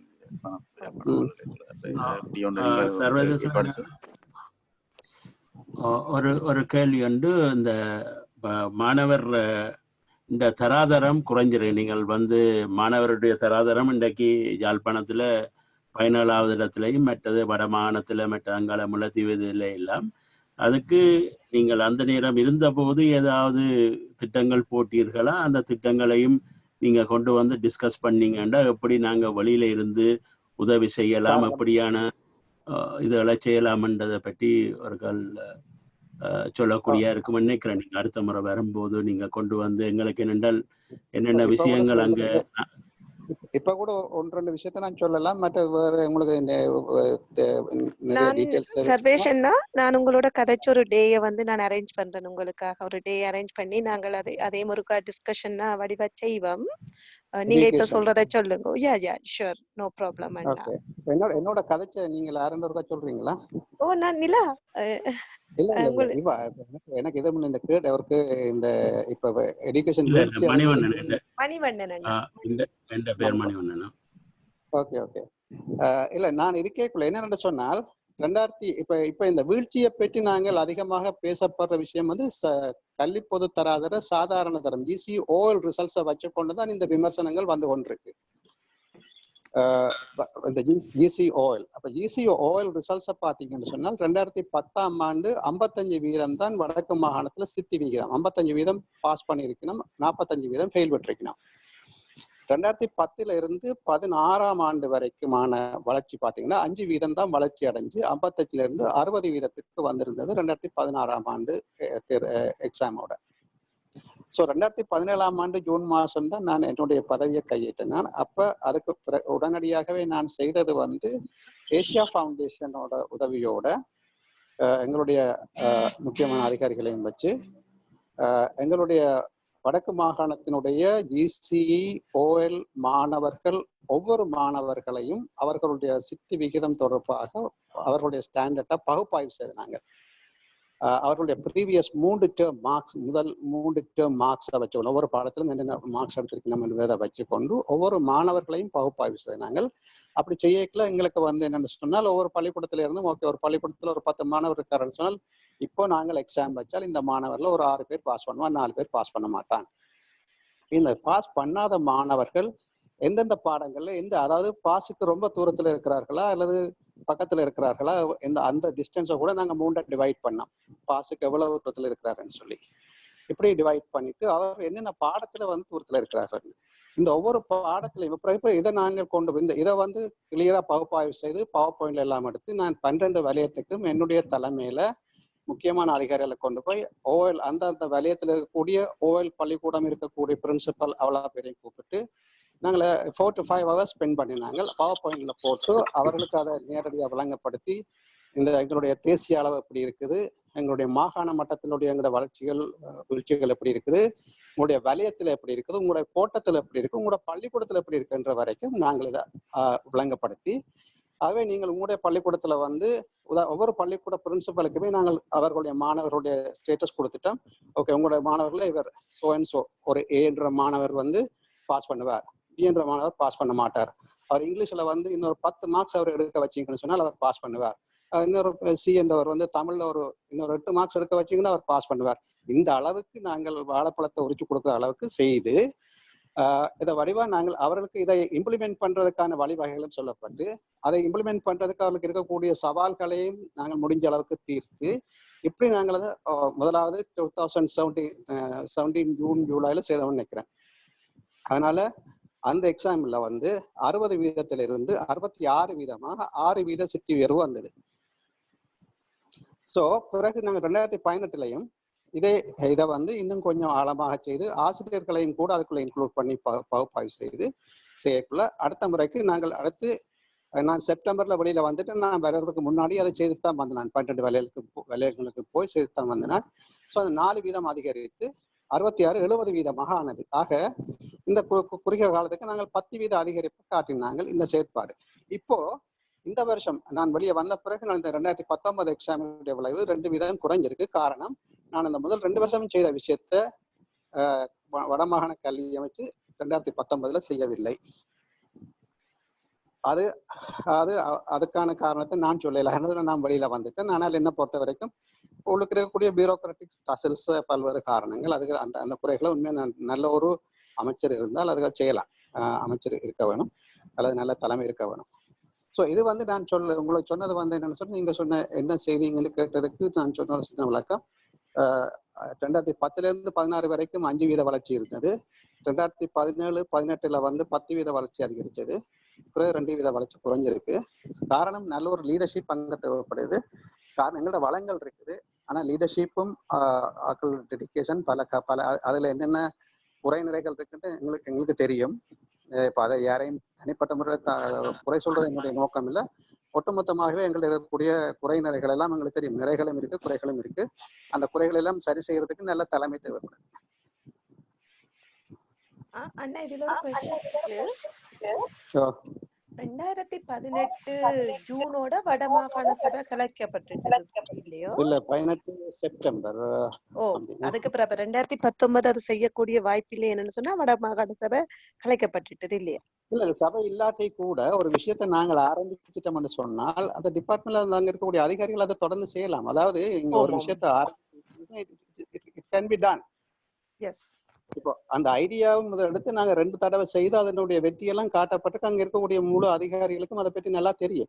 முக்கியமான அதிகாரிகள் எல்லோருக்கும் அதை பற்றி நல்லா தெரியும். இப்படி ஒரு விஷயம் நாங்க இந்த மாதிரி தொடர்ந்து, அதாவது 2018 நாங்கள் 17 நாங்கள் 6% சித்திய வடக்கு மாகாணம் பெறுகின்ற போது இலங்கையினுடைய தேசிய சராசரி அதிகரிப்பு 3% தான். நாங்கள் 6%. அதே மாதிரி 2018 நாங்க 4% அதிகரிப்பை காட்டுகின்ற போது தேசிய சராசரி 2%. ஆக மொத்தம் தேசிய சராசரியை விட 2 மடங்கு வளர்ச்சியை வடக்கு மாகாணம் காட்டினாலும் கூட நாங்கள் 9ஆவதுல இருந்து நாங்கள் 2018 8ஆம் இடத்துக்கு வந்துட்டோம். இப்ப திருப்பி 9ஆம் இடத்துக்கு போயிட்டோம், 2% குறைஞ்சி. நான் சொல்றது நாங்கள் அந்த ஐஸை 9 பிரேக் பண்ணி 8க்கு ஏறி இப்போ இந்த முறை நான் யோசிச்சேன்னா அப்படி ஒரு 2-3% கூடுறதுக்கு வாய்ப்பு இருக்கலாம் என்று யோசிச்சேன்னா இவர்கள் அதுக்கு சரியா கண்டினியூ பண்ணல. பல விஷயங்கள் செய்யப்படாமல் அதை கைவிட்டதுனாலதான் அது நடந்திருக்கலாம்னு நான் நினைக்கிறேன். இப்ப வடமாகாண அமைச்சின் கல்வி அமைச்சரை அது எங்களுக்கு உண்மைக்கு தெரியாதபடியா கேட்குறது. குறைன்றதுக்கு இல்ல, எங்களுக்கு தெரியாது. அதாவது எங்களுடைய காலகட்டம் 5 வருஷம். 2018 செப்டம்பரோட எங்களோட காலகட்டம் முடிஞ்சது. உண்மையில தேர்தல் நடத்தி இருக்கணும். இன்றைக்கு 2 வருஷமாவது தேர்தல், 1.5 வருஷத்துக்கு மேலே ஆச்சு தேர்தல் நடத்தையில. ஆகவே இப்ப ஆளுநருக்கு தான் இருக்குது. ஆளுநருக்கு எல்லா செயலாளர்களும் தான் செயற்பட வேணும். அங்க அமைச்சர் ஒருத்தரும் கிடையாது. அப்ப இப்ப கவர்மெண்ட் அரசாங்கத்தால நியமிக்கப்பட்ட ஆளுநர் இருக்கிறார். அவருக்கு கீழே இருக்கிறவர்கள் செயற்படுவாங்க. சரி, எல்லா செயலாளர்களையும் வழி நடத்துறது ஆளுநர் தான். சரி சரி. ஆனால் இப்ப எங்களுக்கு அது இப்ப உண்மையில செயலாளர்களை வந்து ஏற்கனவே நடந்த நல்ல விஷயங்களை அவர்கள் சரியாக கண்டினியூ பண்ணலாம். பட் அது நடக்காமல் போனது துரதிருஷ்டம். நான் நினைக்கிறேன், நான் நாளைக்கு ஒருக்க இப்ப இருக்கக்கூடிய செயலாளரை நான் நாளைக்கு சந்திக்க இருக்கிறேன், அவரோட இதை பற்றி கதைக்க இருக்கிறேன். நினைக்கிறேன் அட்லீஸ்ட் இந்த முறைக்கு அதை சரியாக கொஞ்சம் எஃபிஷியண்டா செய்து முடிஞ்ச எங்களை வந்து அவரோட இந்த ஜூம் மீட்டிங்ல இருக்கா இணைக்க முடியுமா அண்ணா உங்களுக்கு? நான் அவர்கிட்ட கேட்கிறேன், வேணும்னு சொன்னா சரி கேட்கிறேன். என்னன்னு சொன்னா இப்ப எங்களுக்கும் அதை பற்றின ஒரு தெளிவு இருக்கணும். இப்ப நாங்களும் இத கவனிச்சு இப்ப கொஞ்சம் என்ன சொல்றது, புலம்பெயர் தேசத்துல இருக்கிற நாங்களும் நிறைய இப்ப பாத்தீங்கன்னா நிறைய சமூக அமைப்புகள் கல்விக்காக நிறைய ஸ்பெண்ட் பண்ணி கொண்டிருக்கணும். அப்ப எல்லாட்ட விருப்பமும் கவலையும் வந்து என்னன்னு சொன்னா கல்வி சமூகம் வடக்கு வந்து வடக்கு கிழக்கு கல்வியில தான் சிறந்து விளங்கின சமுதாயம். சோ அது ரொம்ப கீழே போயிருக்குதுன்றது வந்து எங்களுக்கும் ஒரு ஏற்றுக்கொள்ள முடியாத ஒரு வேதனையாத்தான் இருக்குது. எல்லாருக்குமே வந்து தயவு செய்து அந்த நீங்க இருக்கைக்குள்ள நடந்த அந்த ரேஷியோவை இப்ப குறைஞ்சதற்கா சொல்லுவீங்களா சுருக்கமா? நீங்கள் அமைச்சராக பதவியேற்ற பிறகு அந்த ஒலைவல்ல சித்தி அடைஞ்சவன் அந்த வீதம் சொன்னீங்களே 2016 2010 வந்து 55 வீதம் இருந்தது. 2016 வரைக்கும் 5 வீதம் வளர்ச்சி அடைஞ்சு 2016 60 வீதமாக இருந்தது. 2017 நான் ஜாயின் பண்ணேன். 2017 டிசம்பர்ல எக்ஸாம் நடந்தது. 2017 ஜூன்ல நான் ஜாயின் பண்ணேன். நான் 2017 ஜூலை ஆகஸ்ட்ல வந்து இந்த 12 வலயங்களுக்கும் போய் நான் இந்த பவர் பாயிண்ட்ல போட்டு நான் சொன்ன இந்த பகுப்பாய்வு செய்து இது எல்லாத்தையும் செய்து நாங்கள் அதுக்கான ஸ்பெஷல் அரேஞ்ச்மெண்ட்ஸ், அதாவது இந்த பலவீனமாக இருக்கக்கூடிய பாஸ் பண்ண முடியாத மாணவர்கள் நாங்கள் நிற்கக்கூடிய மாணவர்கள் அடையாளம் கண்டு அவர்களை எல்லாம் எப்படி வந்து ஸ்பெஷல் கோச்சிங் கொடுத்து அவர்களை பாஸ் பண்ண வைக்கிறேன்னு சொல்லி. இப்ப சின்ன ஒரு எக்ஸாம்பிள் சொல்றேன். நாங்கள் இதை விளங்கப்படுத்தின நேரத்தில் ஒரு பரீட்சை வச்சிருந்தா 30-35 வீதம் தான் பாஸ் பண்ணியிருக்கோம்னு சொன்னால், நாங்கள் இதை செய்ததுனால வந்து எங்களுக்கு 60 வீதத்துல இருந்தது 66 வீதமாக உயர்ந்தது 2017. 17ஆம் ஆண்டு டிசம்பர் மாதம் நடந்த எக்ஸாம்ல வந்து 16ஆம் ஆண்டுல 60 இருந்தது. 17ஆம் ஆண்டு டிசம்பர் எக்ஸாம்ல வந்து 6 வீதம் என்பது ஒரு கொஞ்சம் ஒரு பாய்ச்சல் தான். நீங்கள் அமைச்சரானது 2016 செப்டம்பரா? 2017 ஜூன்ல எக்ஸாம் நடந்தது. 2017 டிசம்பர்ல நான் இதை செய்ததை வந்து 2017 ஆகஸ்ட்ல செய்தேன். நாங்கள் ஒரு 3-4 மாசம் தான் நாங்கள் விடாம நாங்கள் ஒரு 12 வலயத்துக்கு நானும் போனா எங்களுடைய முக்கியமான அதிகாரிகள் எல்லாம் போய் நாங்கள் பிரின்சிபல் மாதிரி எல்லாரையும் மீட் பண்ணி அவர்களுக்கு இதை எப்படி செய்கிறேன் சொல்லி அவர்களுக்கு இருக்கக்கூடிய குறைகள் அல்லது இதை செய்யறதுல அவர்களுடைய கஷ்டங்களை எல்லாம் தீர்க்கிறதுக்கான நடவடிக்கைகள் எடுத்து பல விஷயங்கள் செய்தாங்க. அப்ப எல்லாருக்குமே அது வந்து ஒரு என்கரேஜிங்கா பூஸ்டிங்கா இருந்தது. அவருக்கு எதிர்பார்க்க இல்லை. என்னன்னு சொன்னால் அவர்களுக்கு தங்களுடைய மாணவர்கள் என்ன கட்டத்தில் இருக்கிறாங்கன்னு ஒவ்வொரு பிரின்சிபலுக்குமே எழுதி கொடுத்துட்டோம். இந்த உன்னுடைய ஒவ்வொரு மாணவனும் இந்த கட்டத்துல இருக்கிறாங்க, உன்னால வந்து இவங்களை வந்து 70-80 வீதம் பாஸ் பண்ண வைக்க முடியும் அப்படின்னு சொல்லி நீங்களே ஸ்கேன் பண்ணி எல்லாம் கொடுத்துட்டீங்க. நாங்க கையில அவளுக்கு ஒவ்வொரு பிரின்சிபலுக்கும் ஷீட் கொடுத்துட்டோம். அவர்களுடைய ஒவ்வொரு மாணவர்களை பற்றியும் கொடுத்துட்டோம் ஸ்டேட்டஸ். 2018 டிசம்பர்ல என்ன மாதிரி 60 செப்டம்பர்ல வெளியில வர்றதுக்கு முன்னே நான் மிட் இயர்லயே வந்து திரும்பவும் நான் 2ஆம் தரம் இந்த பகுப்பாய்வை திரும்பவும் அதே மாதிரியான பகுப்பாய்வு, அதை விட இன்னும் சற்று விரிவாக வந்து ஆசிரியர்களுடைய நிலை எப்படி இருக்கு, எந்த அளவுக்கு ஆசிரியர்கள் குறைகள் இருக்குன்னு பார்த்தோம். என்னன்னு சொன்னால் மாணவர்களை மட்டும் பார்க்காமல் ஒரு குறிப்பிட்ட பாடத்துல ஒரு பள்ளிக்கூடத்துல வந்து ஒரு விஞ்ஞான பாடத்துல கடந்த 5 ஆண்டுடைய பாஸ் ரேட் எப்படி இருக்கு, அவை அங்க இருக்கக்கூடிய டீச்சர்ல என்ன ப்ராப்ளம் இருக்கு, டீச்சர் குவாலிஃபைட் டீச்சரா இல்லையா, அல்லது டீச்சர் இருக்கா இல்லையா, இது போன்றது எல்லாத்தையும் கூட பார்த்து நாங்கள் பிரின்சிபல்கிட்ட கேள்வி கேட்டு பிரின்சிபல்ல இருக்கக்கூடிய குறைகளை சுட்டி காட்டி நீங்களே இதெல்லாம் வந்து எங்களுக்கு சரியான நேரத்துல வந்து மேல சொல்லல, இந்த டீச்சரை வந்து ஓகே ஒரு ஏன்ற ஒரு டீச்சர் மாணவர்கள் 10 பேர் கடந்த 5 வருஷமாக ஒருவரும் சயின்ஸ் பாஸ் பண்ணல அல்லது நிறைய பேர் பாஸ் பண்ணியிருக்கணும் என்பது எல்லாத்தையும் கூட நாங்கள் பண்ணி அப்படியும் அந்த பலமாகவும் பண்ணி இதை நான் 2018 செப்டம்பர்ல வெளியில வர்றதுக்கு முன்னாடியே மிட் இயர்லயே நாங்கள் செய்து முடிச்சு இப்போ அந்த முறை வந்து 4 வீதம் அதிகரிச்சு முதல் 66 இருந்தது 70 வீதமாக ஆக்கப்பட்டது.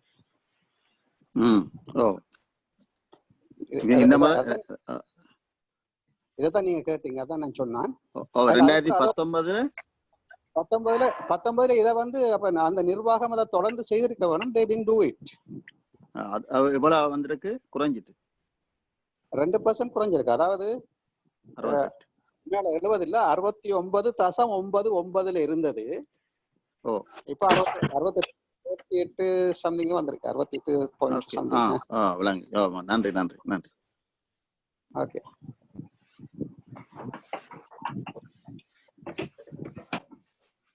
வேற யாருக்கும் எதுவும் கேள்வி இருக்கா சர்வேஷ் அண்ணாட்ட?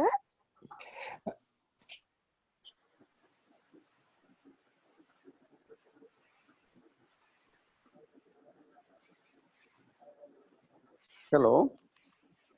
வணக்கம், சொல்லுங்க. இல்ல நான் சர்வீஸ் தான் நான் கேட்கறேன். சர்வேஸ்வரன் நம்பர் இருக்கு எனக்கு போட்டு விட்டீங்கன்னா இல்லாம. நன்றி. நிலாட்ட இருக்குமா நினைக்கிறேன். ஓமோ, நான் கொடுக்கிறேன். யார் கேட்டு நீங்கன்னு தெரியல, பேரை சொல்லுங்க. வரதராஜன். சரி அண்ணா, சரி அண்ணா. ஓகே அண்ணா. வரதராஜன் அங்க இருக்கீங்க, என்ன செய்றீங்க? நான் நியூசிலாந்துல இருக்கேன். ஓகே.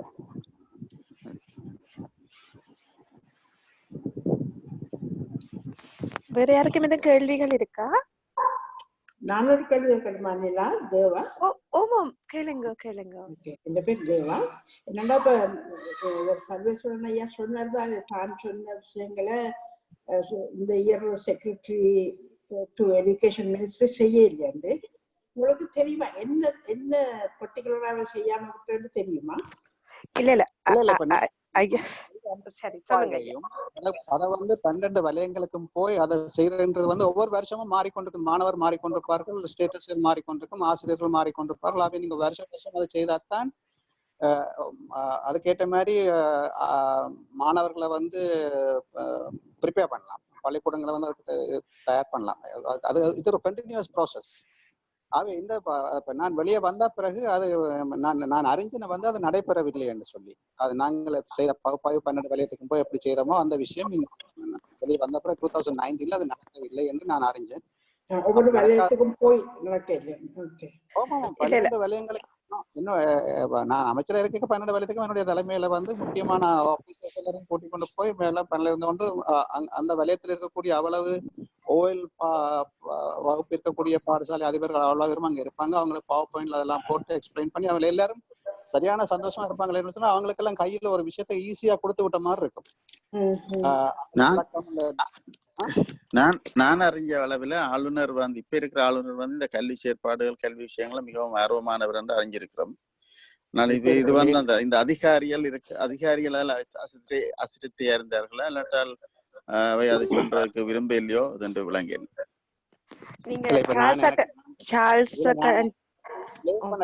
ஒரு விஷயம் நான் சொல்ல விரும்புறது என்னன்னு சொன்னால், ஆளுநர்களுக்கு வந்து இங்க இருக்கிற கிரவுண்ட் ரியாலிட்டியை அண்டர்ஸ்டாண்ட் பண்ணுறதுக்கு ஒரு டைம் எடுக்கும். என்னால் அவர்கள் புதுசா வந்தாங்க, அவங்க இங்க இருக்கல. இப்ப நாங்கள் ஏற்கனவே ஒன்றை செய்திருக்கிறோம் 2 வருஷம் முன்னபடியால் இங்க இருக்கக்கூடிய முக்கியமான அதிகாரிகளுக்கு தெரியும் நாங்க இந்த 2 வருஷம் என்ன செய்தாங்கன்னு சொல்லி. சோ அதை வந்து கண்டினியூ பண்றதுல யாரும் தடுக்க போறது இல்லை. அதுதான் உண்மை, அதுதான் நடந்திருக்கணுமா. அப்ப வந்து அப்படி இல்லைன்னு அதுல ஒரு ப்ராப்ளம் இருக்குண்டா கூட அதுக்கு நாங்க என்ன செய்யணும்னு சொல்லி இவர்கள் தான் ஆளுநருக்கு அதை சஜஸ்ட் பண்ணணும். இப்படியான ஒரு விஷயம் இருக்கு, இதுல எனக்கு எங்களுக்கு என்ன ப்ராப்ளம் இருக்கு, இதுக்கு எனக்கு உங்களுடைய சப்போர்ட் தேவை அப்படின்ற விஷயத்தையும் வந்து இவர்கள் தான் ஆளுநருக்கு சஜஸ்ட் பண்ண வேண்டிய தேவை இருக்கு. ஆளுநர் கடவுள் இல்லை தானே, கண்ண முடிப்பு ஆளுநருக்கு இவர் சொன்னா தானே தெரியும். இன்னொரு கேள்வி கேட்கணுமா? நீங்க சொன்னீங்க எல்லா வேலையத்திலும் இந்த டிராப்பிங் பெர்சன்டேஜ் பாஸ் ரேட் உங்களுக்கு இந்த ஸ்டாட்டிஸ்டிக்ஸ் தெரியும். இப்ப இந்த 2019 ரிசல்ட்ஸ் கூட எங்களுடைய 5 மாவட்டங்கள்ல மன்னார் மாவட்டம் போன வருஷத்தை விட கூட்டித்தான் இருக்கு. ஆமா அப்படி சில வேலைகள் நல்லா செய்திருக்கு. மற்ற 4 மாவட்டம் குறைஞ்சதுனால டோட்டல் குறைஞ்சிருக்கு.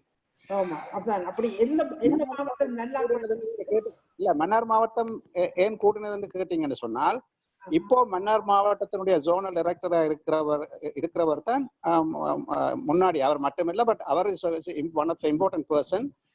நான் இருக்கிற போது இந்த விஷயத்தை செய்து 12 வலயங்களுக்கு கொண்டு போய் அதை எக்ஸ்பிளைன் பண்ணதில்லை. அதனால அவர் வந்து தானாகவே மன்னார் மாவட்டத்துக்குரிய விஷயத்தையும் செய்திருக்கிறாருன்னு நான் நினைக்கிறேன். நான் காலையில காய்ச்சி அவரோட அப்ப அவர் சொன்னார் வந்து தாங்கள் அதை செய்து தாங்கள் எல்லா பிரின்சிபலையும் இவன் முக்கியமான மாணவர்களை எல்லாம் கூட நாங்க சந்திச்ச நாங்கள் சார் அப்படி எல்லாம் வந்து.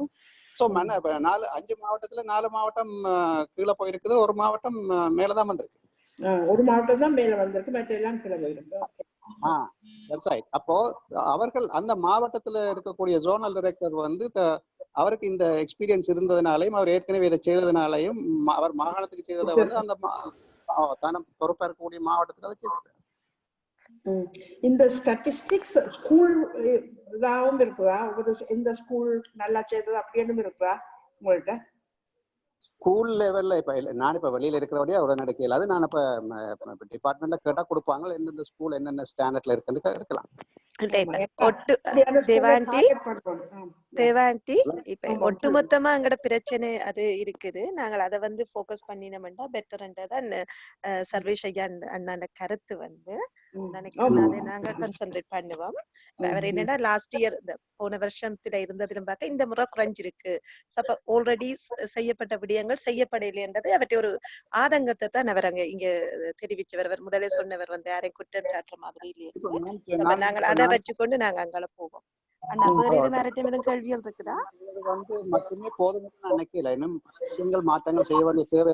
என்னுடைய காலம் மாதிரி ஷோர்ட் 15 மாசம் தான் அந்த ஷார்ட் பீரியடுக்குள்ள கணக்க மாற்றம் செய்ய முடியலை என்றாலும் வேற பல மாற்றங்களும் செய்ய வேண்டிய தேவை இருக்கு. நாங்கள் இன்னும் எங்களை மேல கொண்டு போறோம்னு சொன்னா இது மட்டும் அல்ல, இதுவும் ஒரு முக்கியமான விஷயம்.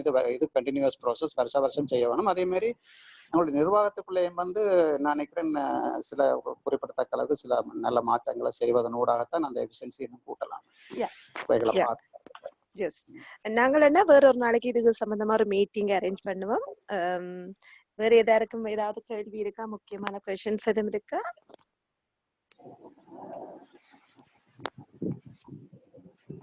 இல்ல. அப்ப நாங்கள் இப்ப 4 மணிக்கு எல்லாரும் விடை பெற்றுக் கொள்ளலாம்னு நினைக்கிறேன். நான் நிச்சயமா அண்ணா உங்களோட தொடர்பு கொண்டு நாங்க இந்த கல்வித்துறை சார்ந்து எப்படி முன்னேற்றகரமான வேலை திட்டங்களை கொண்டு செல்லலாம் அப்படின்ற மாதிரி ஒரு கலந்துரையாடலை நிச்சயம் மேற்கொள்ளுவோம். அப்ப நீங்கள் அந்த எல்லாத்தையும் கொஞ்சம் இன்றைக்கு பட்டன் வந்தபடியே நீங்க அதை ப்ரிப்பேர் பண்ணி வந்திருக்க மாட்டீங்கன்னு நினைக்கிறேன். எல்லாத்துக்கும் இல்ல, பட் எனிவே நான் சும்மா பொதுவா பேசலாம். ஆனால் இப்ப கொஞ்சம் டீப்பா அனலைஸ் பண்ணி சொல்றேன்னு சொன்னா நாங்க we have to do something. கொஞ்சம் சரி, அதான் நீங்கள் எனக்கு மறுக்கா நம்பரை தாங்க. நானும் சில விஷயங்களை அவருக்கு சொல்லலாம். என்னென்ன விஷயம் புலம்பெயர் சமூகத்துல இருந்து செய்யக்கூடிய விஷயங்கள். நன்றி. சரி அண்ணா, நன்றி அண்ணா. எல்லாருக்கும் நன்றி. எல்லாரும் பார்ட்டிசிபேட் பண்ணது தேங்க்யூ. நெக்ஸ்ட் டைம் நான் செல்வின் அண்ணாண்ட மீட்டிங் எப்ப, சர்வேஷ் அண்ணாண்ட மீட்டிங் எப்பன்னு சொல்லி நான் ஏற்கனவே கொஞ்சம் வெளியே உங்களுக்கு எல்லாருக்கும் இன்ஃபார்ம் பண்றேன். அண்ணா முடிஞ்சால் வந்து இப்ப இருக்கிற அந்த அவரை கொண்டு வர முடியுமான்னு பாருங்க.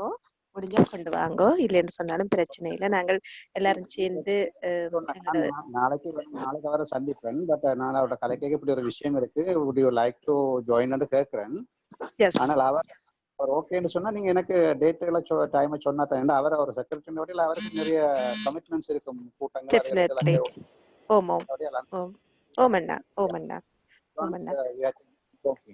Okay, Anna. Thank you so much. Thank you, everyone. Thank you for joining us. Thank you. Thank you.